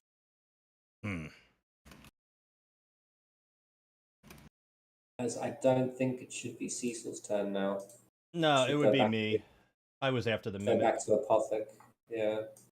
All right, well, I'm shaking my arm with this thing. I managed to kind of make it let go of me, and I'm just like, that's it. I'm done. And I'm just going to swing down on it. I want this over. I'm going to do a Greatsword Fire Rage this time. So here we go. Hold on. This number has not... Wait a minute. Let me see if I do. I want to see something with this number. No, that should be right. Okay. I'm just gonna It is. take a Okay, never quick mind. 1 minute break for a smoke while you do your rolls. What's up? Just Hey, give me 1 second. I need to stretch as just- well. Oh. Just so you know, are you still there, Dan? You still there? Oof. All right. So Apothok is sitting there and he says, Kavaki Meg Eel.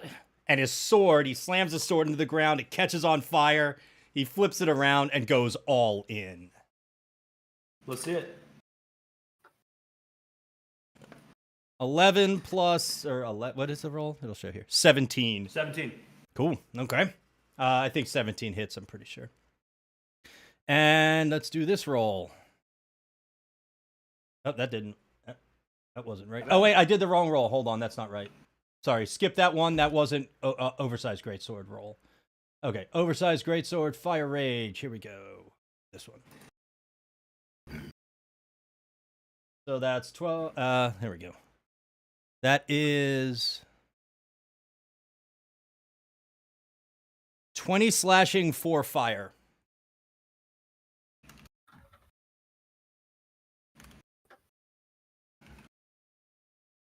That's a lot of damage. Mm-hmm.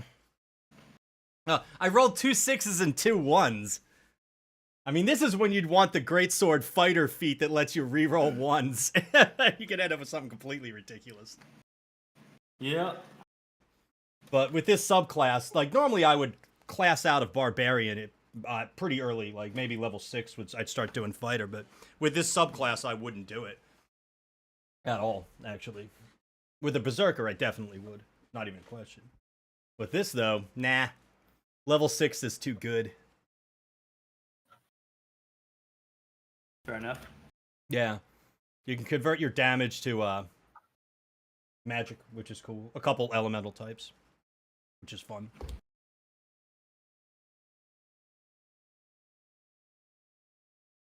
That's a lot of damage. Yo, yeah, and you get another D6, which is crazy.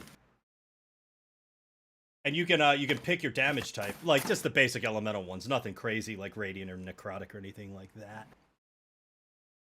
Alright, well, it's 24 damage. Apothok's pretty annoyed now. The thing bit him, he's really mad. Like, you know, he's pretty angry he got bit by this chest. Bit by a snake in the Yeah, you got in the balls. bit in the junks And by it's a the poisonous snake. and we all know how to get the venom out of a bite wound. We Ah. know that, and it bit me in the balls. Yeah. So if you think you're mad, Yeah. With 20 damage, you cut the mimic clean in half. Ah. As you do that, its poisonous acid tongue falls beside it. hey Memasuko, Axel has to go in like 10 minutes. 5 minutes. 5 minutes. I'm trying to think. Is there anything he should do before he's gone? There is something after the bugbears, but I can work it into the story where he doesn't have to be present. Okay.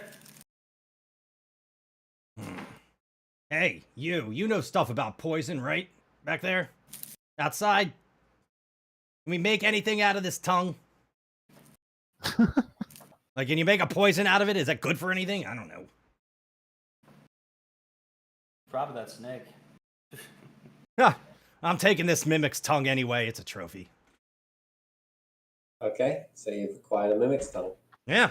Who knows? I don't know if it's good for anything, but I don't know. I can freak people out with it. I can lick people with it. I can walk up to people when they're not paying attention and lick the back of their neck with a mimic tongue. That's a good joke. That's a good joke. I like Your It sense of might take humor acid is damage for truly that. disturbing. that. I'll scare people in town, frighten little children. It'll be entertaining. So, Grim, what would you like to do? Do you have to take another poison roll or anything? Well, yeah, I think if I'm gonna be poisoned, if the poison takes effect, wouldn't that be a Constitution save to see if I get poisoned, or is it just like an automatic poison? Okay. Give me a Constitution check if you want to. Cool.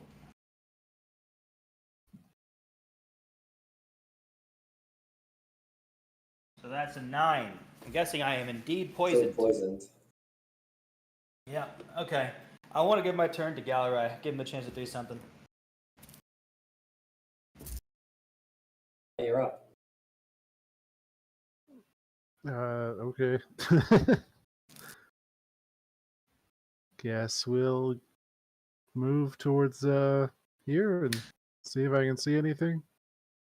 Are you peeking over that edge yet? Yep.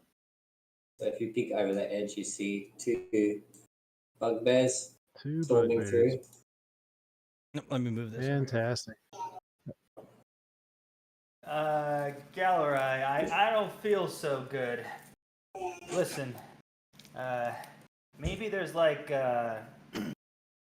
some kind of herbal remedy to a poison that you could find out here somewhere before I die. I'll fight these bugbears. We're really a pot I'll stand behind them and get bit by a snake. But if you could take this chance, to find some stuff to some kind of venom antidote, I'm thinking you're the guy that could handle that if anybody. Very well. While that's happening, Cecil passes you an antidote, the venom he bought some. You're joking. Thank you, Cecil. Oh, there goes the easy excuse for why I'm not here. Exactly. Thanks, Exactly. Yeah, he's All got right. 3 of them on him, so I don't have much left. Oh, I mean, well, I don't. Are we not doing a turn order anymore? Is that over? Or are we just doing it? It's still you're still in combat. Okay, Bugbears yeah. are coming. Well, okay, it's not my turn. Never mind. Well, I've moved way over here and ended my turn and gotten blown away by a stray tornado. Oh, I'm gone. So unfortunately, I have to bid you all adieu. All right, cool. Well, thanks for hanging out, man. That was fun. Yes, always a pleasure. Of course. I will see you next time. Cool. see you in a couple weeks. Take it easy. All right. Okay. Is that me then? Or Think so. Cecil? It's Cecil. Okay. Cecil's gonna cast the healing thing that I can do. No, okay. on you. Thanks.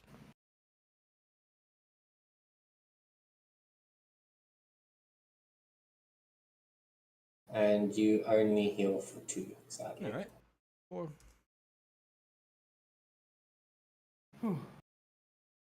Cecil ends his turn as the bugbears make their way to the entrance and attack you. No, they noticed us, huh? All right, Buggy Bear, let's see what you got.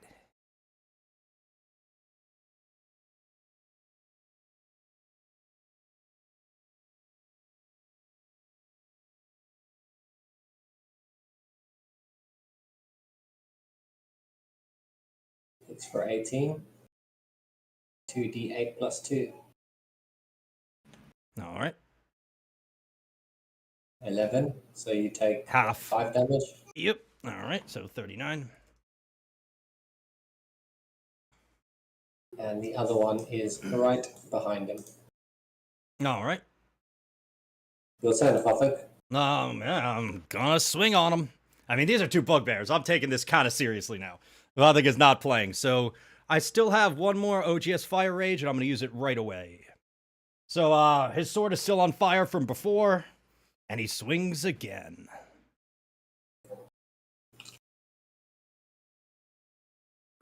$15. That hits. All right. And damage. Oh, actually, it doesn't hit. Oh, okay.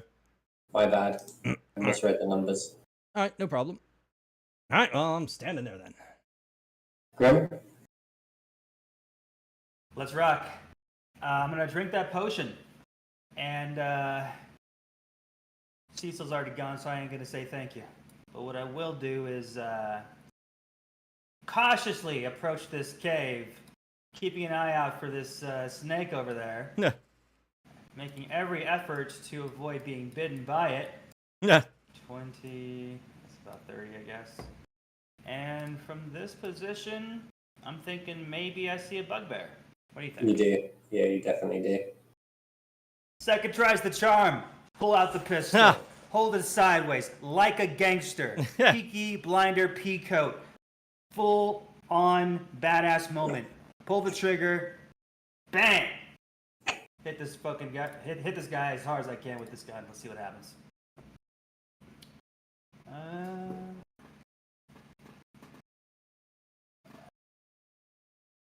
actually going to be a roll like this.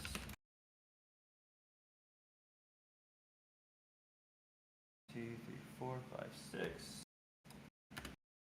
So I rolled a 23 to hit this guy. Yeah. You hit him. And as far as the damage goes, it's don't have it on my sheet, so I'm just gonna roll it manually. Are you doing a sneak attack? You're a rogue, right? I should be, but I'm dumb. Yeah, I mean, I could use. you have advantage because I'm standing next to the guy. I mean, What you about have flanking advantage to the rolls? point That- where you can use your sneak attack because I'm standing next to the That's target. true for 3.5 and flanking rolls. Is that also true for 5e? Well, don't you need to have advantage to use your sneak attack? Right? This is true. Right. So you have advantage for your sneak attack because I'm standing next to the guy. I'm pretty sure that's how it works. I could Okay. be wrong. Well, I don't want to get too heavy into the Yeah, rules yeah, and- yeah. and interrupt the narrative, so I'm just gonna say yeah, sure, sounds good. Let me look it up. Okay, 1d10. 1d10 plus 4. Hey, is my pistol a d10 or a d8? I'm looking at my sheet, I don't see it. Pistol, it's I a believe, is a 10. 10. The other gun is a 12, I think, maybe. Beautiful. I'd have to look it up. I knew I had this thing for some reason. Yeah, the pistol is definitely stronger than the Okay, whatever. 13 damage. Definitely woke up everything in this cave. It's an echo chamber. Yeah. The sound of the bullet reverberating through the chasm. Okay. That's the end of my turn. Yep, you can deal sneak attack if you have advantage on the attack roll. And since I'm standing there, you would. Cool. Still gets into melee range, and he's going to use his scimitar. Brave. Mm. That is brave. Hits. He does 11 slashing damage. Nice. Pothok nods in approval. Does so much better with his melee than he does with his range. Yeah. The bugbear's turn. He's going to attack you again. Mm-hmm. For some reason my UI isn't working the way I want it to, so I'm just going to quickly do it this way. 5. He misses you. Nah, I just kind of slowly sidestep. He swings that giant weapon slowly. He's got a big Morningstar. Just kind of sidestep it easily, you know. And it's the other bugbear's turn, and realizing that he can't get through that gap, he is going to disappear. Hmm. And it's your turn, Apothec. All right, well, we're going to swing again. I won't use the Fire Rage because I'm out of it. So we'll use Oversized Greatsword, Regular Rage. It's 22. 22 hits. All right, here we go. Now I'm kind of angry because he hit me once, so I'm annoyed now. No. 19 slashing. Yeah. And you kill it. No. Kill it. Cut its head off. Smile. Feel good. Wipe the big sword on my arm. Mm-hmm. That's 2 things down today. I wonder where the other one went. Your turn, Grim. Okay, I'm going to use a bonus action to steady aim, which definitely gives me advantage, granting me sneak attack. And I'm going to ready an action with my main action to shoot the first bugbear that I can actually, hit without shooting Cecil in the back of the head. Yeah. That'd be a little embarrassing. Okay. That's it. So is it Cecil's turn now? Because everything went upside down for me again. He's going to use Healing Word on Apothec and heal you for another 2. All right, thanks. Thanks, little guy. Thanks, little And buddy. he's just gonna step up beside you.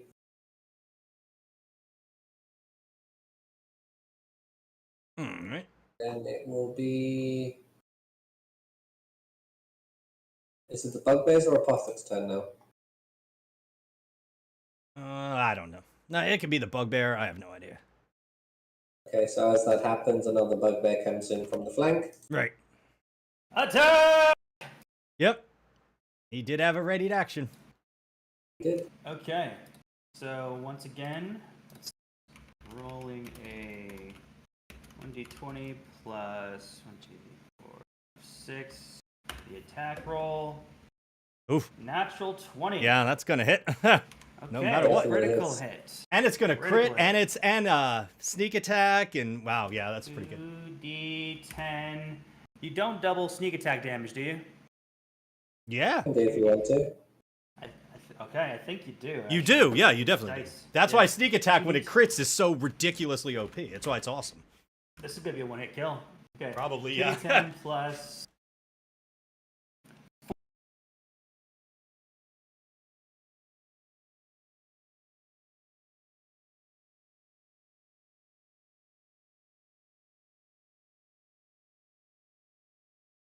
Yeah. Jesus. Is that 34 damage?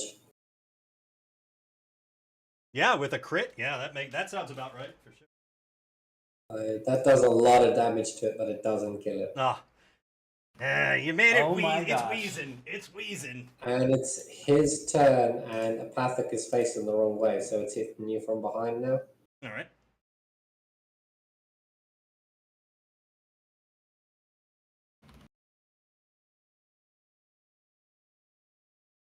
$13 hits you.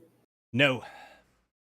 So it comes in from behind, gets shot by Grim, staggers a little bit, and drops its club just short of you. Yeah, I turn alerting and you to its. I'll turn around next turn, but yeah, I turn around. I know he's there now. Yep. So it's your turn. Oh, Apathic. alright, well, I'm just gonna swing on him like normal. What else would I do? So, oversized greatsword. Boop. And that's a 23. 23 hits. And then we're not doing fire. Regular rage, obviously. Regular rage. Definitely kills him. 21. And you guys are good at killing bugbears. Yeah, I'm liking this. I've killed 3 bugbears in this campaign so far, actually, haven't I? Yeah.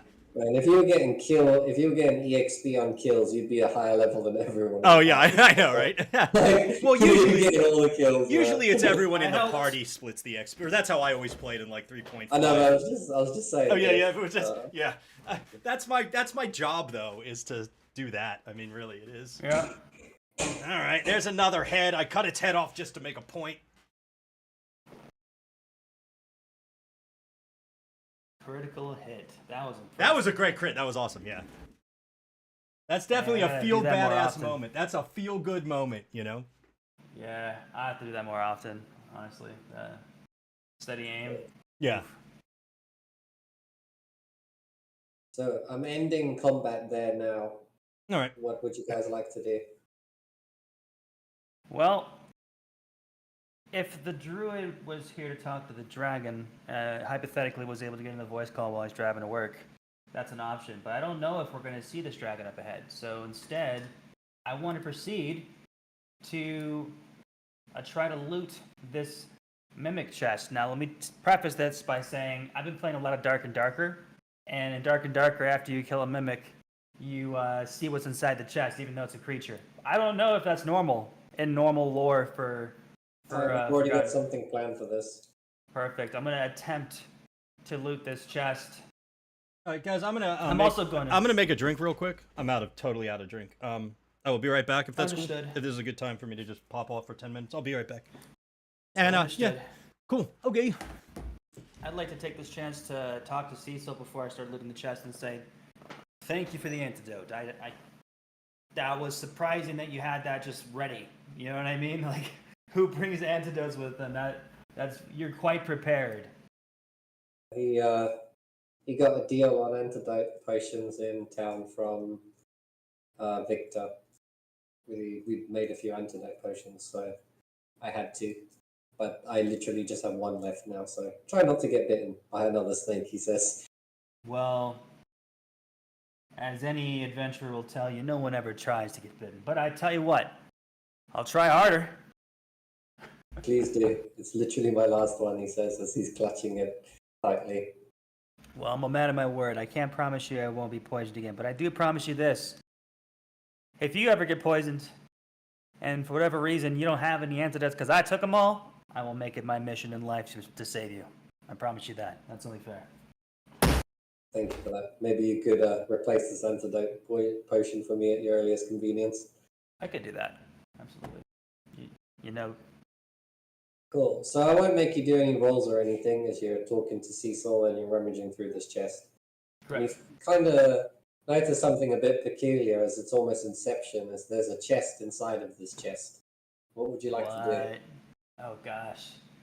Is this another mimic inside of a mimic? Okay, no, it wouldn't be. That would be ridiculous. Instead, It's very small. It's like this chest that's in front of you is almost like a slightly large jewelry box. Would you like to give me a perception roll on this chest? I wouldn't mind. Let's do it. Right here. My fantastic 2. My perception is my best stat. Yeah, so you just think it's a little jewelry box. Yo, Cecil, check out this jewelry box. He's also going to roll. Inside the mimic, could you believe that? Give me a second, because Cecil rolls a 7. He also just sees a little jewelry box as he comes up and goes, that looks curious. Okay. Is it locked? It is locked, yes. These things usually are. Well, I'm gonna try to wipe all the mimic slime off of it as best as I can and not get my nice coat too messy because I care about this kind of stuff. And once I've adequately done that, I'm gonna pop a squat on the pedestal that this chest was on. I'm gonna need a minute. Feel free to do what you gotta do. And I bust out my thieves' tools. Cecil just sits next to you, strumming along on his lute.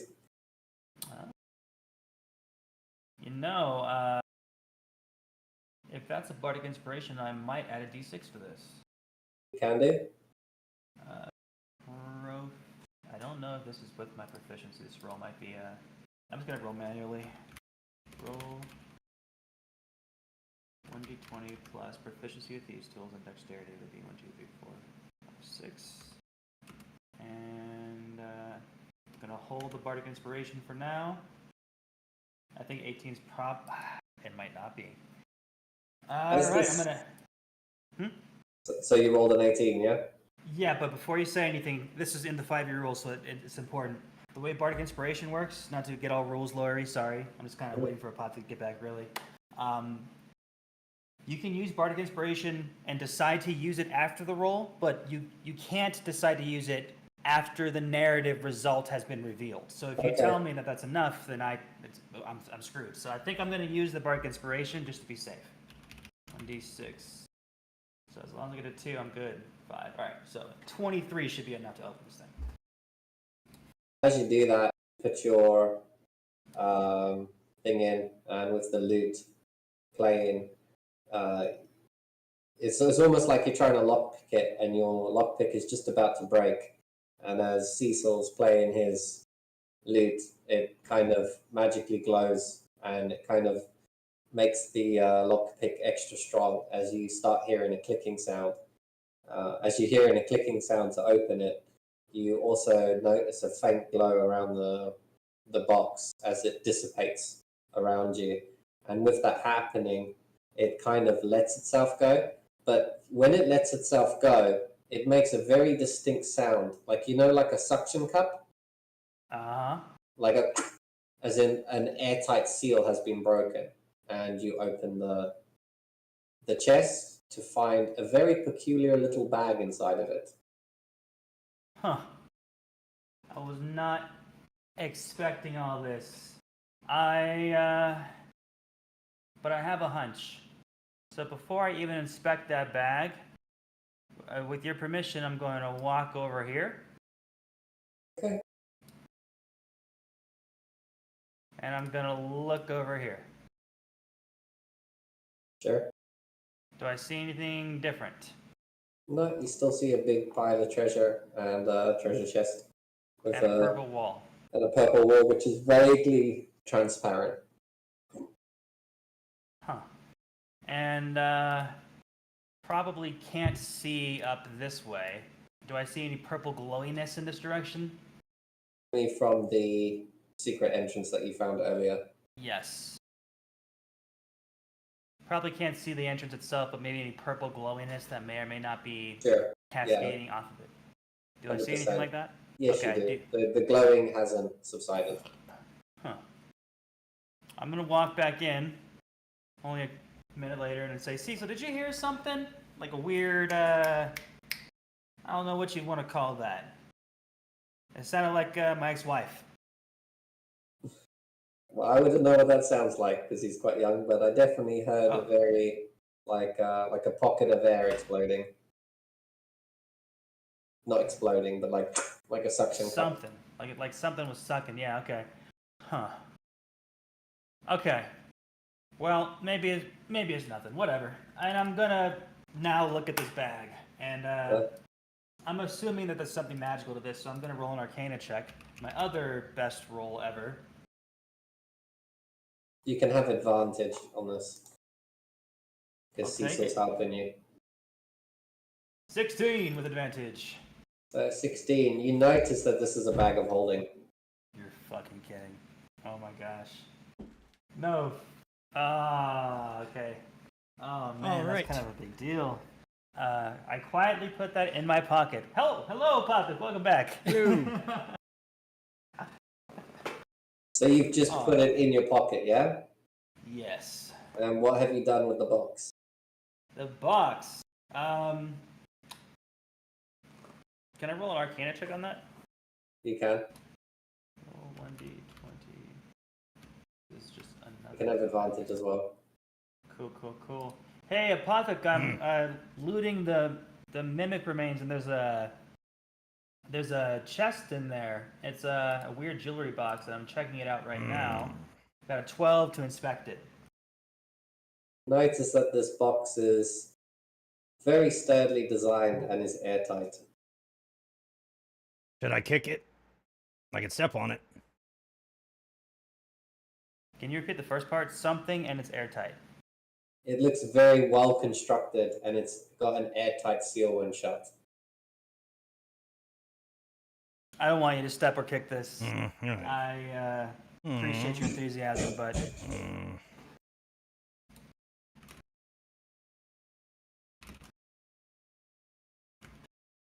I think I'm gonna put this.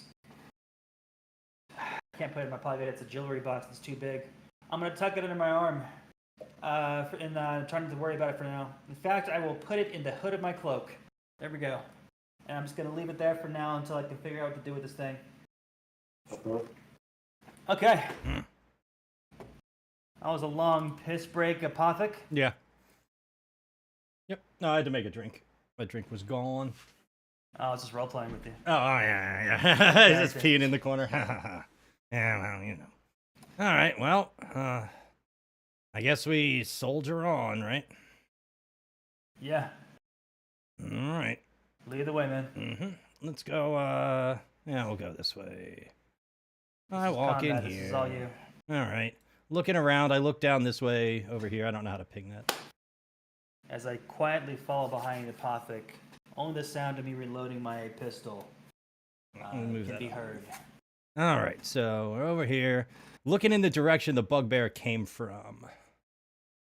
You notice a very Yeah. similar goblin that you've noticed in the past, surrounded by electricity, as it's standing by a wall of purple, which is surrounding basically the elder dragon, and you can see that this goblin is kind of like keeping that force field somewhat in check and not really paying attention to the combat. What? I'm looking at something here. What is this? Who's this guy? Yeah, we can see the guy. Yeah, I'd have he's to the move. vagabond you met in town. He's basically the Oh, they husband. trapped the guy. This Gobbo's doing that? A Gobbo? Ugh. Well, Cecil looks at you and goes, "It's certainly not the goblin's magic. He's just maintaining it." no. Man. Well, instead of just killing this guy, And we've had success interrogating goblins in the past. How about we find out what's going on with this freaking cavern? These weird purple barriers that keep sprouting up every time we turn around. Yeah. This ploy to trap these dragons inside. That there's clearly something greater at play here. Even the ambassador of Neverwinter is invested in our success here. So why don't we capture this goblin and take the time to question it? All right. I'm just going to grip him up then. He is a gobbo. Cool. He probably doesn't need help with that, so I'm just gonna. I'm going to see. Well, I mean, I'm going to approach him. Now, I don't know if he's going to notice. Obviously I'm coming. Yeah, and He you guys work it out. notices you, but he kind of doesn't want to stop tinkering with the force field. All right. Well, then I'm just going to go and grapple the guy. Sure, do it. Yeah. I'm going to grip him up. Let's see. I would roll. I'm not raging anymore, obviously. Because if rage would be done by now. Okay, so I don't have anything for a grapple check. It's a contested athletics check versus it's a goblin, so I'm assuming it'll be contested against his dex because his strength is probably terrible. Okay, so I'll just roll a d20 and add my acrobatics to it. Or strength. Oh no, right? strength 6. plus it's an acrobatics check. I know that. The contested acrobatics check for grappling. Let me. I thought it was athletics or acrobatics. So you can get your strength bonus in there if you wanted to. Well, it's hold on. Let me look this up because grappling is a little weird. Hold on. Yeah, I think it's your choice. You can do either strength or dexterity, acrobatics or athletics. It's a strength. No, it's a strength athletics check. Definitely. Okay. So yeah, instead of adding acrobatics, you can add your +4 to that from your strength, and then Right. +2 from your proficiency bonus. I'm just trying to help. I'm Oh sorry. yeah. No. Right, for athletics, so it would be +6 is my athletics. Yeah. Yeah, okay. Instead of like +4, whatever. Right, you it would be 6. Yeah, because that's adding my strength to it. Right, exactly. Cool. Okay, so I'm gonna grip him up. So let me roll a d20. And it's a 10 plus 6. That's a 16. It's not really that good actually. But And he's okay, got a Roll the count. 10, so you win. that's a 16. Yeah. All right. Yep, he rolled a 10, so Oh, you win. yeah. You pick up a goblin as he's screaming, "Let me down! Yeah, let yeah. me down!" So I have him with basically his arms pinned behind his back, and I'm just holding him, and I spin him to face everyone else. I'm gonna. And he breaks Okay. the enchantment. You see that the goblin isn't actually maintaining the shield. It's actually keeping the dragon asleep. Hmm. He was sort of maintaining him being asleep in the force field. He wasn't actually maintaining the force field itself. Well, at least we can talk to the guy through it. Maybe, I don't know. I'm gonna wave with my gun, as if suggesting politely for Apatha to bring that goblin over. And I'm gonna look to Cecil and I'm gonna say, "You seem like a nice guy. You might not want to be here for this next part." I'll drag him over. That's fine. He walks over to the guy in the force field to kind of check he's okay. All right. Okay, this would be an intimidation check, probably with advantage with the pot. Yeah, I'm screaming at him. I'm yelling at the goblin to shut up. Shut up. Stop squeaking. You're so annoying. We're gonna say I got a short rest on the road before I got here. While you're holding the dragon, while you're holding the goblin, sorry, you're also passively taking 1d6 damage from electricity, like each narrative turn, if that makes sense. So you took a small bit of shock damage. This guy's bothering me. 5, 6 plus 1d6. Here's my intimidation check with advantage. Roll 1d20 plus 6 plus 1d6. 26. So, hold the gun up. I pull the trigger. Do I it. make sure the goblin's watching so he can see the explosion. And then I reload. I put the gun to his head. I say, "You have exactly 3 seconds. Exactly free 3 seconds to tell me what I want to know before you do not have a face anymore, okay? You understand this?"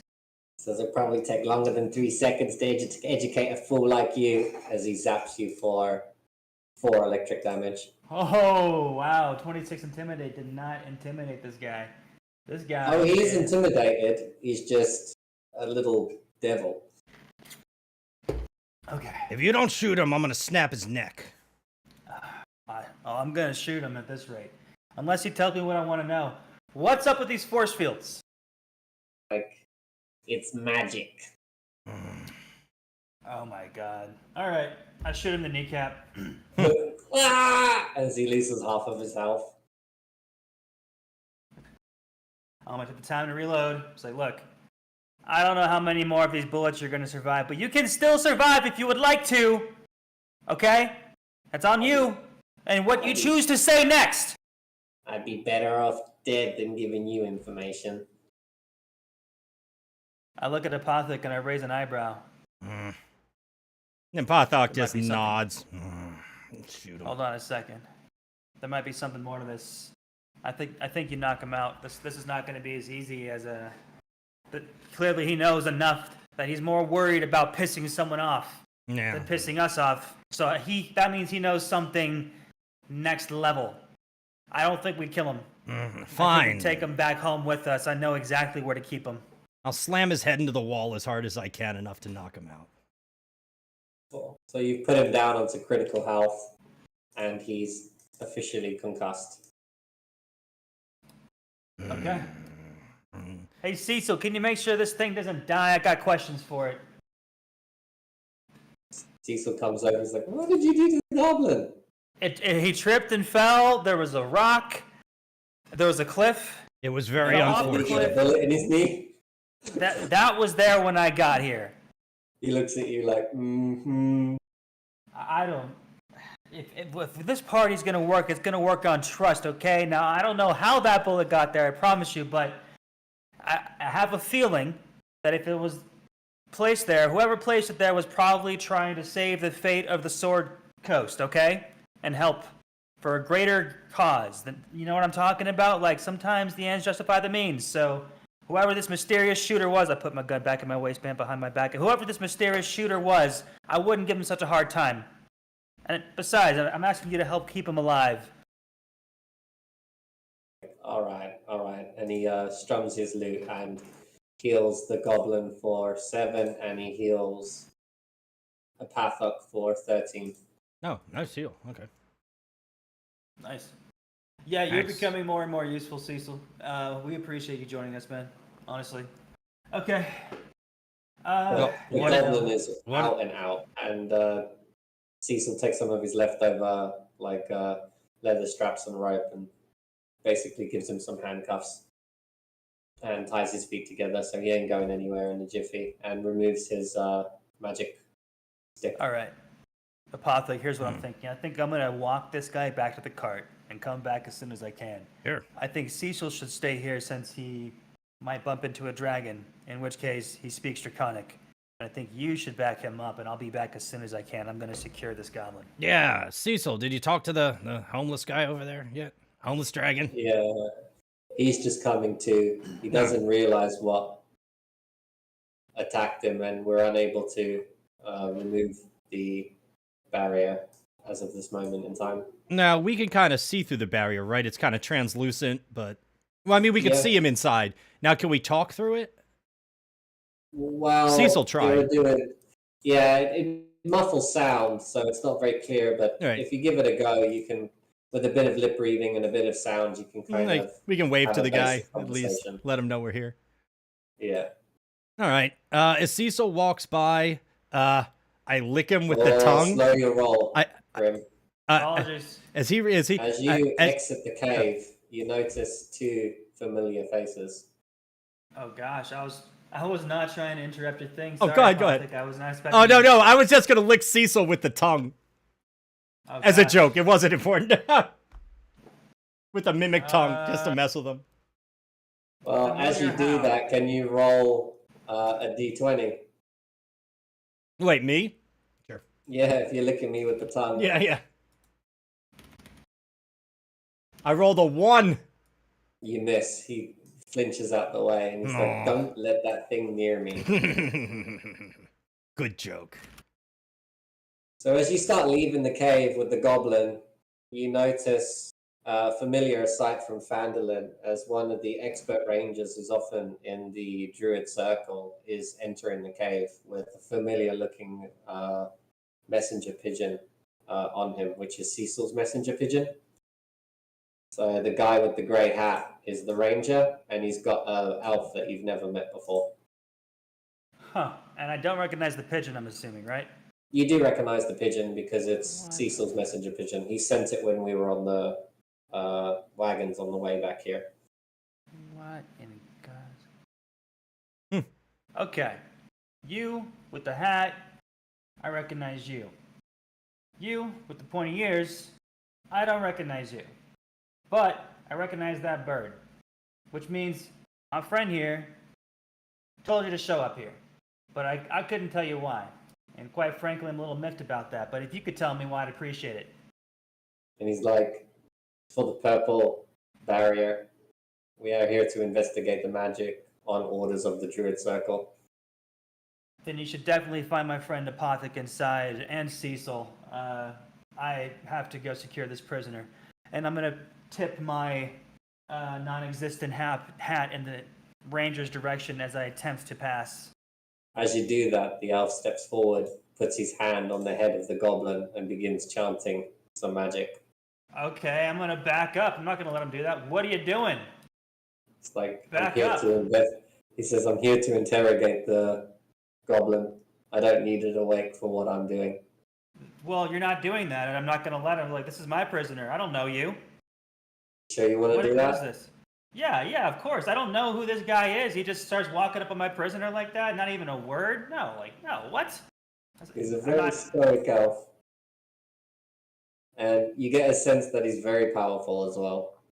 Well, I haven't attacked him. If he wants to start attacking me, that's on him. I'm just standing my ground, and if he's going to come up on me like that, I'm going to take a step back. I'm going to say, I don't know you. Go talk to Apothec and Cecil. They're the ones that called you.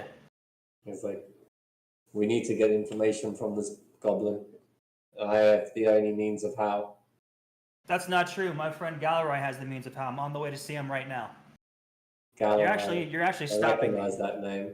You should. You're actually interfering with our ability to handle this right now. He goes, doesn't So seem the most convenient, but as Galloway's involved, I'll trust you. And he steps to the side. Yeah, go talk to the guy that called you. It wasn't me. And with a somewhat annoyed look, I passed by, but I do respectfully tip my fictional hat in the hunter's direction. I do recognize him from town. Okay. Yeah, so you can take him back to the wagon if you want. I will attempt to, yes. Cool.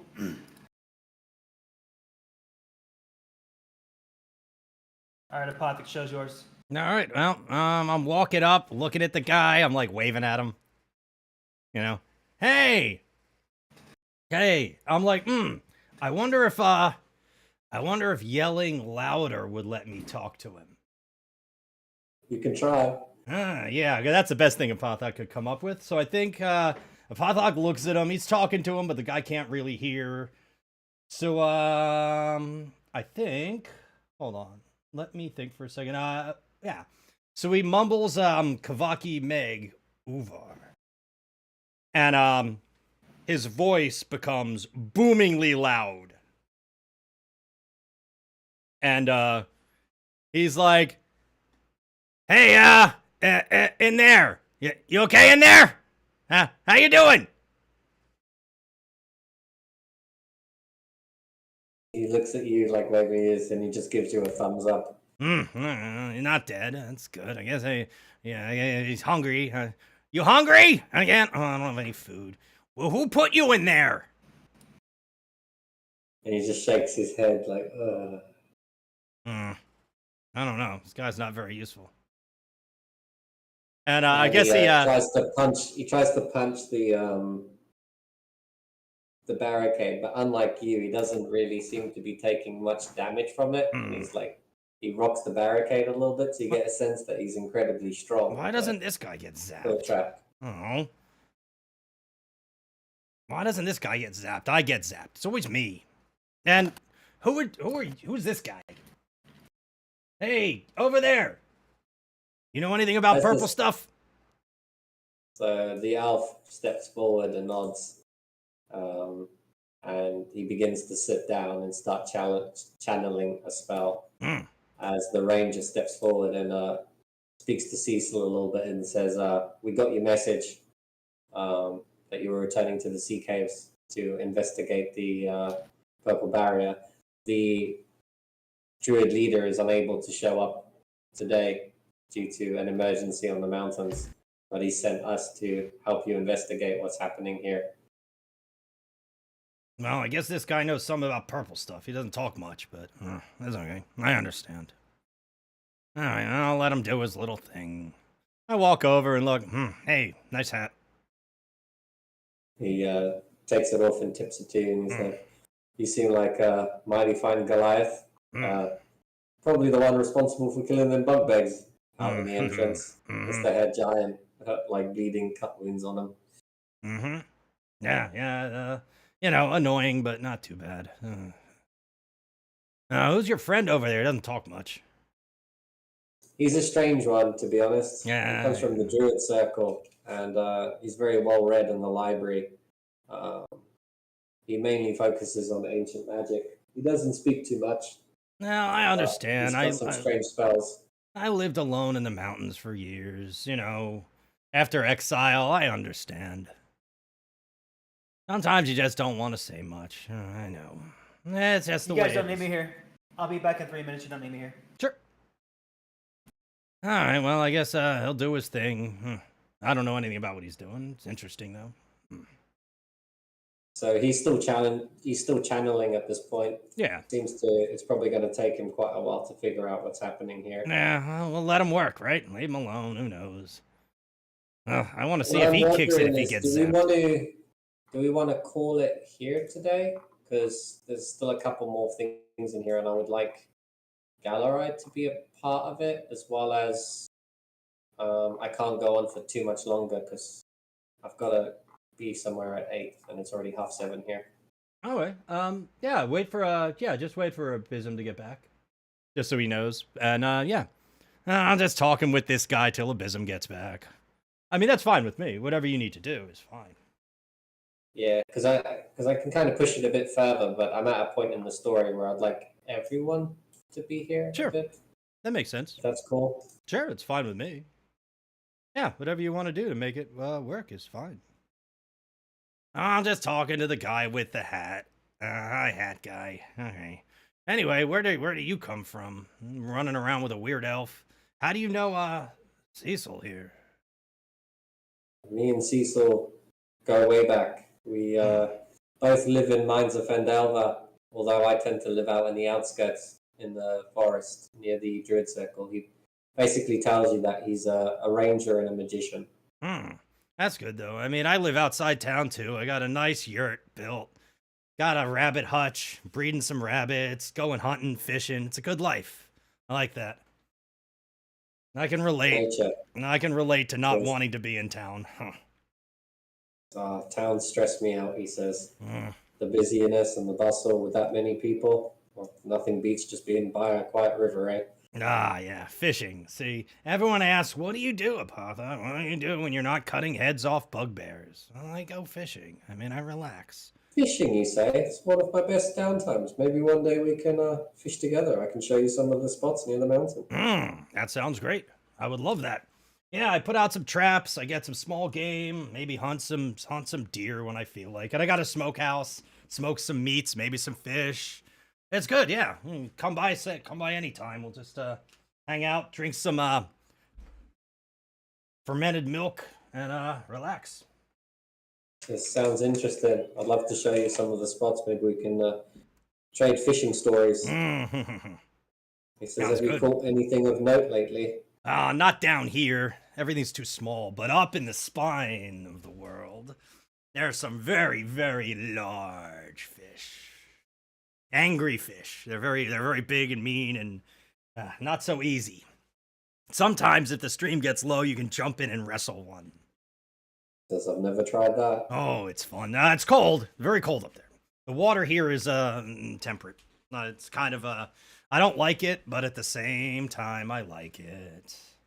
You know, it's kind of nice having some warmer weather. I'm not used to it. You know, you can sleep outside without a fire for most of the year. It's kind of fun, I'll admit.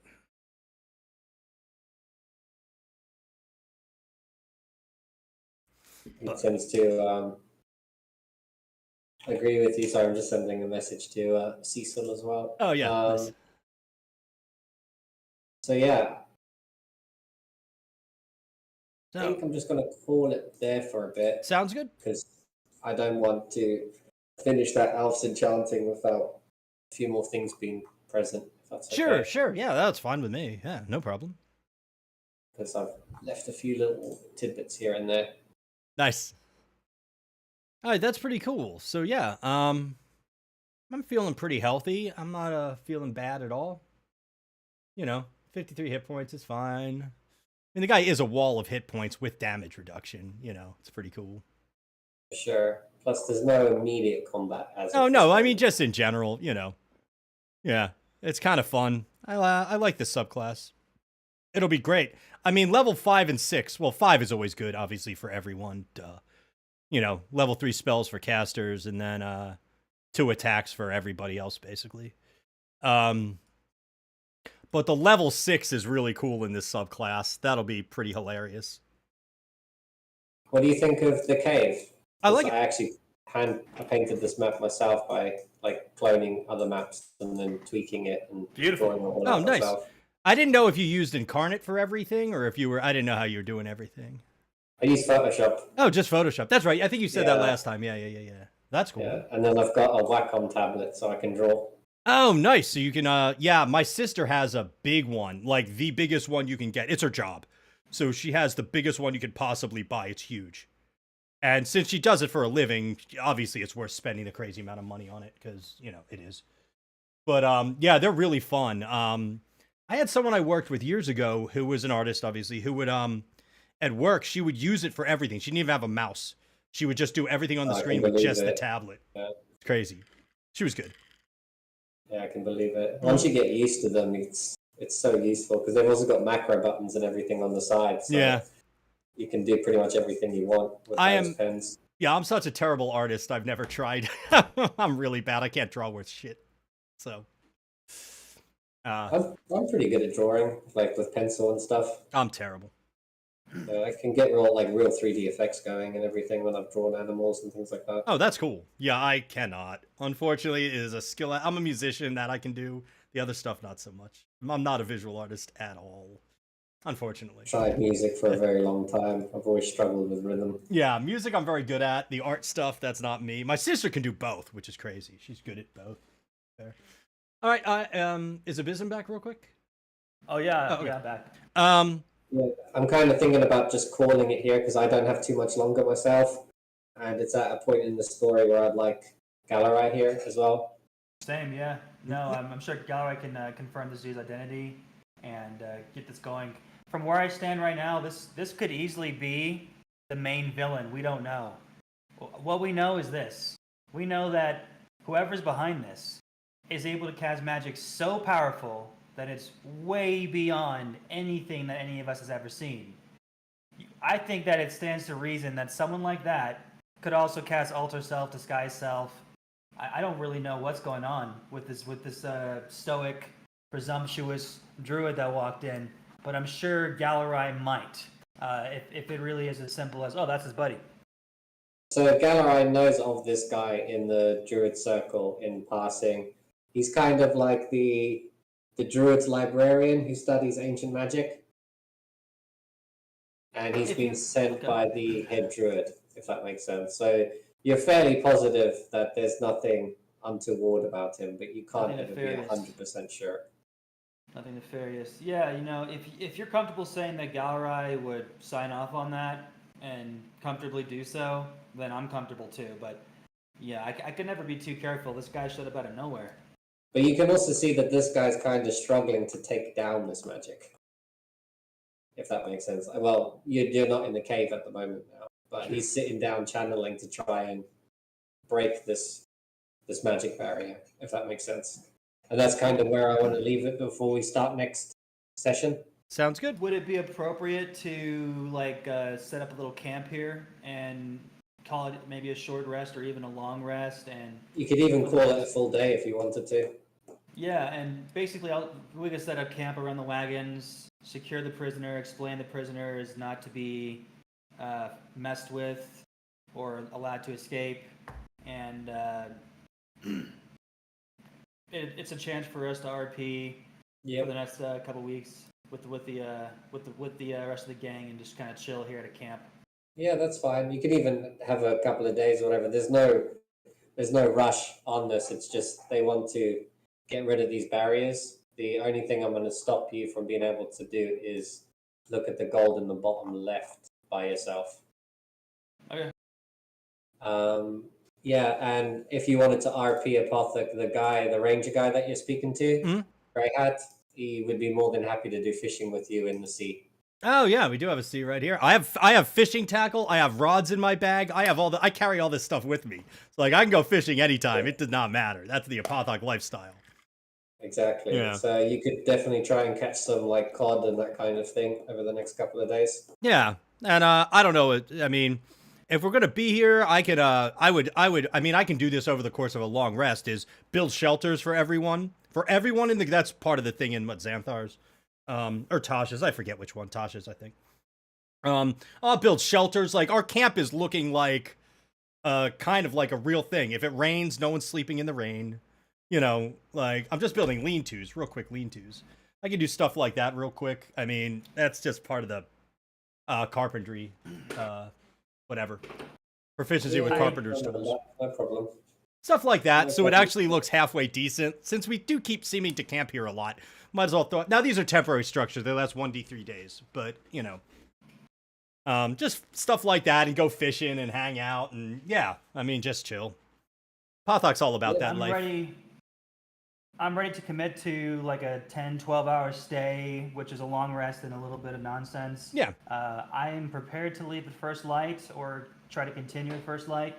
If that lasts longer, cool. But as of now, I see no reason to stay much more than just a long rest in a few hours. Well, I mean, we're going to want to go see what's at the bottom of this cave. We just don't want to do it until the next session. Correct. That's the few hours. What's that? Yes, that's the few hours, agreed. Yeah. But I mean, I want to see what this guy's going to do too. Little elf guy. Agreed. He just wants to research the magic at this moment. Yeah, exactly. So I'm just, but I'm not gonna leave him here with. I know there's stuff here. There's all this gold here. I'm not gonna leave these guys with like, you know. I mean, I'm still gonna stay camped nearby until he's done doing his woo. And you also kind of want to give the lady dragon back her man, so yeah, hopefully she'll reward you guys. Yeah, one would hope. One would hope indeed. One so would hope. You happy with today's sesh? Yeah. Yeah, that was good. Thank you for the chance to have some fun gang activities. Appreciate it. Yeah, I like the combat. You know me, I'm a big combat guy. Duh. So. Can't believe how. Yeah, and I didn't you even. literally got every single kill today. Yeah, that's the power of the oversized greatsword. And it's cool because yeah, I didn't even use Stone's endurance. I have to make sure I do that sometimes. It's PB per day. It's 1d10 plus con damage resistance as a reaction, which is pretty cool. I didn't need it. I didn't get low enough where I was scared enough to use it, I guess. And you know, since Abysm had that big ass crit, that bugbear went down easy just because of that, you know. Yeah, I gotta do that more often. Steady aim. So, are you going to sleep now then, Abysm? That's a good question. So, I do want to set up a the short answer is yes, but here's the details. Set up some camp around wagons. Yeah. Talk to the blinders. Talk to the barbarian. Talk to Sildar. If at some point the hunter or druid shows up at camp, I would talk to them. Secure the prisoner. Get a little food. Bullshit the blinders. But at some point after that's done, yeah, I'm gonna sleep. Cool. So when you sleep, can you give me a d20, please?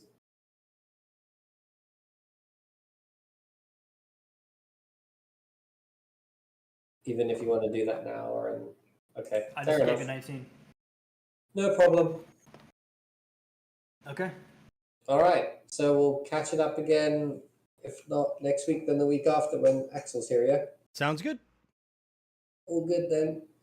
Yeah. Chat to you guys soon. I'm gonna sort out a few things. Got some stuff to do at home. Cool. All right, Take see care. you later, everyone. Bye, everyone, and thank you, everyone on stream. Hopefully, you enjoyed yourselves. Yep. Thanks to everyone for watching. I'm going to AFK real quick. Well, not AFK. I'm going to take the stream down. We are done. That was some fun D&D. I got to cut off many bugbear heads. That's a tally of 3 bugbear heads so far in this campaign. That's good. I like cutting off bugbear heads. So, sweet. Thanks for watching, everyone.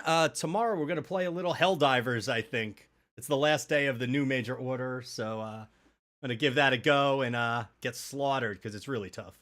So that'll be fun. All right, everyone. Thank you, and I will see you all tomorrow.